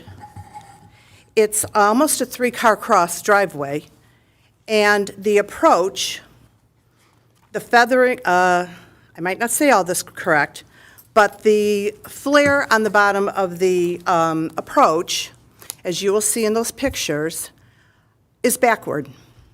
One side is feathered according to AEW's regulations and MDOT's regulations. It's flared, one side is flared 2 feet like it's supposed to, and the other side is flared 2 feet inward. So I have a problem. I have brought it to Mr. Ragsdale's attention. I've brought it to Mr. Vigneron's attention. It wasn't until he saw me in the audience and I stopped him just this evening that he acknowledged me. That's a problem for me. I also, the seed was put down. I was the last house for seed because I'm on the corner and there's been some problem with my driveway. So they put the seed down. They did not put the seed down in accordance with the regulations by the contract of the regulations. The regulations and contract says that there's supposed to be 3 inches of topsoil. Well, I can tell you there has not been 3 inches of topsoil. And what I have is rock-hard dirt. Nothing's going to grow on that rock-hard dirt. They said that they put fertilizer down, which they did. They also said that I'm supposed to have what is equal to or better than what I had, and I don't have that. Now, as far as the grass is concerned, what happened is, because I was the last house to have the seed put down, and they did the hydro seed, the water truck came by, because they've been coming every day to water, as the contract says. Wonderful. They didn't let the seed dry. They watered. Everything went into the ditch, into the curb. That doesn't run down to the sewer because they've damaged my street, and now my water doesn't run to the drain. That's a problem. Someone should come out, other than Mr. Ragsdale. I implore one of you to come out. Call me. I will meet you there. I will walk you through all the problems that we are having, that I am having. No, all of my neighbors are not here. They don't know what to do. But I've pulled the regs. I've pulled all of the ordinances. I've gone ahead and pulled from MDOT, the turf replacement. I know what I'm talking about, and no one will listen to me. Mr. Ragsdale keeps telling me, we have to get through this. We have 2 years to go back to the contractor. 2 years. I have been dealing with this since January. The regulations say that the porta potty, which obviously they need that on site, that it will be put in a place that is inconspicuous. Do you know where it was? On the corner. It was right in front of my picture window. Now, I don't care that it was in front of my picture window because they have to have a place to go to the bathroom. That's not the point. The point is, if you have contracts, why are we not making them go according to the contract? You want to know why the roads and why the tennis courts are not being done? Because no one is checking this work. No one is checking this work. I have a picture in there of what the concrete looks like, Mr. Carnegie, and what you'll see is on the side, you will see all kind of the concrete has all these openings in it. Well, what they're supposed to do is they're supposed to seal wherever any of that honeycomb is. They're supposed to seal that with tar, but they haven't. They put the dirt down. I brought that to Mr. Vigneron's attention. He said, we're going to take care of it. It's all lip service. So now what he told me this evening is, he said, well, what do you want me to do with your approach? And I said, if someone goes off of that approach the way it is and wrecks their car, I'm liable for that. That's going to go against my homeowner's insurance, even though it's not my property. But it will go against my homeowner's insurance. So he said, well, the only way I can fix it is I'll saw cut that. Well, I have paid twice for an approach on my home in 35 years. When I first moved there, it was a problem because the water sat there, and it upheaved the approach. So I paid to have it done. I paid to have it done just a few years ago because water sat at the bottom of my driveway, and it upheaved, so it made it dangerous to get in and out of my driveway. So I paid to have that done. I have paid twice. So now what he wants to do is, he said, well, I can saw cut that. And I can saw cut it, and then we'll put tar in there. What they did, and you want to talk about a waste, now he says, or I can pull it out and I can replace it. That's fine, but that's such a waste of money. They put in the expansion joints like they're supposed to, according to MDOT. Now what they did today is they went in there and they ground all those saw cuts out. I have pictures, I'll be happy to show you. And now they put tar in there. They keep going over and over and back and forth, and the waste of money on my small little postage stamp. So what guarantees all these gentlemen and these ladies who own businesses that AEW is going to do what they're supposed to do? I talked with Dario. Dario is the person that AEW, I think is who he is, that AEW is supposed to be watching this contract. I said to Dario, you know what? When it was poured, and the concrete was still wet, my approach is not poured properly. He said, oh, yes, it is. I said, no, it is not. There's supposed to be a flare at the end, 2 feet over from where it is at the sidewalk. We'll take care of it, don't you worry. 2 weeks ago, he was at my house. I said, Dario, this flare is not correct. No, you're right, it's not. I know what I'm talking about, or I would not be here. I know what I'm talking about because I have all of the regs. I can read them. I can discern what it is. I've been a homeowner for 35 years. In the meantime, I have nothing but dust and dirt coming up. It's unacceptable, and there's no one that is fighting for me and my property and my next-door neighbor's property and everyone else on my street down Winsome that doesn't have grass. It looks atrocious. I can be patient. I've been patient, but my patience is wearing thin, and I've had about enough of all of this. I want it done. I want it done right. I don't want anything more than what I had before. I'm not asking for anything more than what I had. But I know what I had, and that's what I want. And I'm hoping someone here will help me to get what I had. And I'll go back to communication. I heard a lot about miscommunication. I wish all of you will look back at that tape about the library. You all had not a clue what was going on. You all were looking at each other. That's the way I feel about my little parcel on the corner of Slumber Lane and Winsome. So thank you very much, and I hope to hear from someone with regard to this, and not Mr. Ragsdale.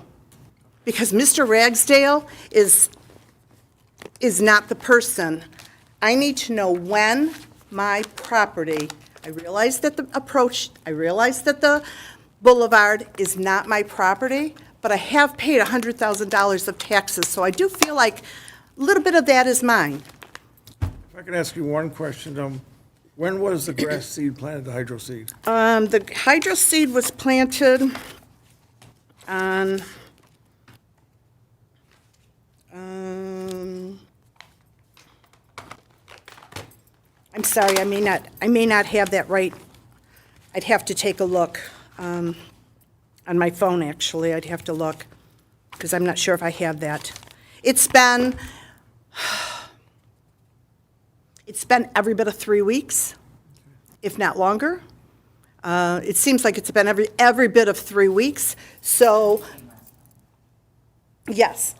So I will tell you, there's a small piece of the boulevard between my home and my neighbor's home, being on the corner, so behind my garage. They hydro-seeded that. It was a small piece, probably as big as this table. They hydro-seeded that. They didn't do his whole property. That grass is coming up because they waited for that to dry before they started watering. But they hydro-seeded his grass and my grass at the same time, and then they washed it all down the sewer. And not only did they wash the grass seed down the sewer, they washed the fertilizer down the sewer. We also have an ordinance here in Fraser that says that you can't put fertilizer down the sewer, but they did it anyway. Do you see my frustration? Absolutely. I am one little person. I should not have to obsess about this. I try to keep my property looking nice. I want it to look nice, but this is absolutely ridiculous. The other thing, you talk about transparency, and I know I'm over time, but please listen to me.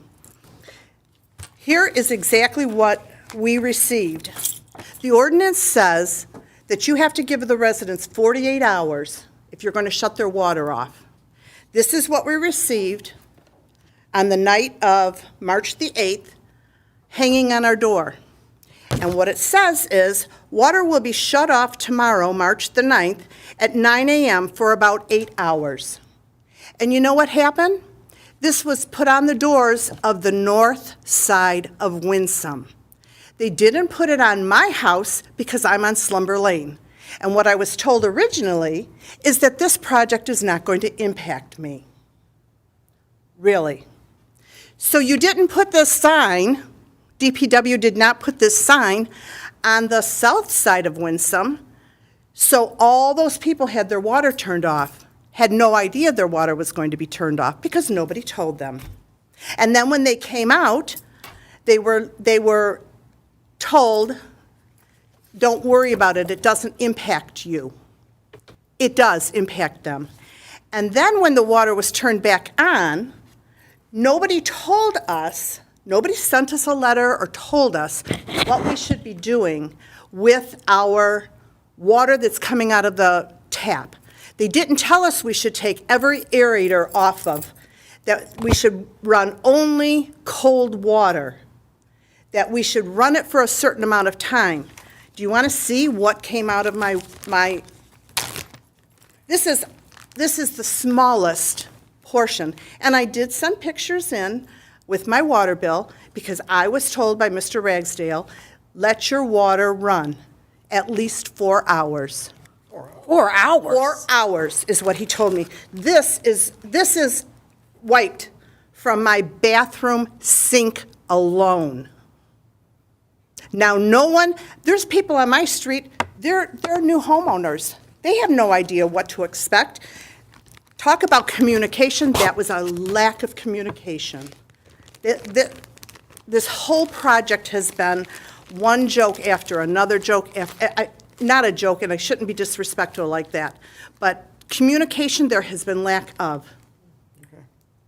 So, in the future, keep your lines of communication open with the residents, because who knows what anyone was ingesting with this. It's green, it's disgusting. Oh, we appreciate you coming in and appreciate the pictures. And I'm sure I have so many more that we could sit all evening long. I believe it now. Absolutely. I will follow up with you. I've left my phone number there. Thank you very much. You. Thank you.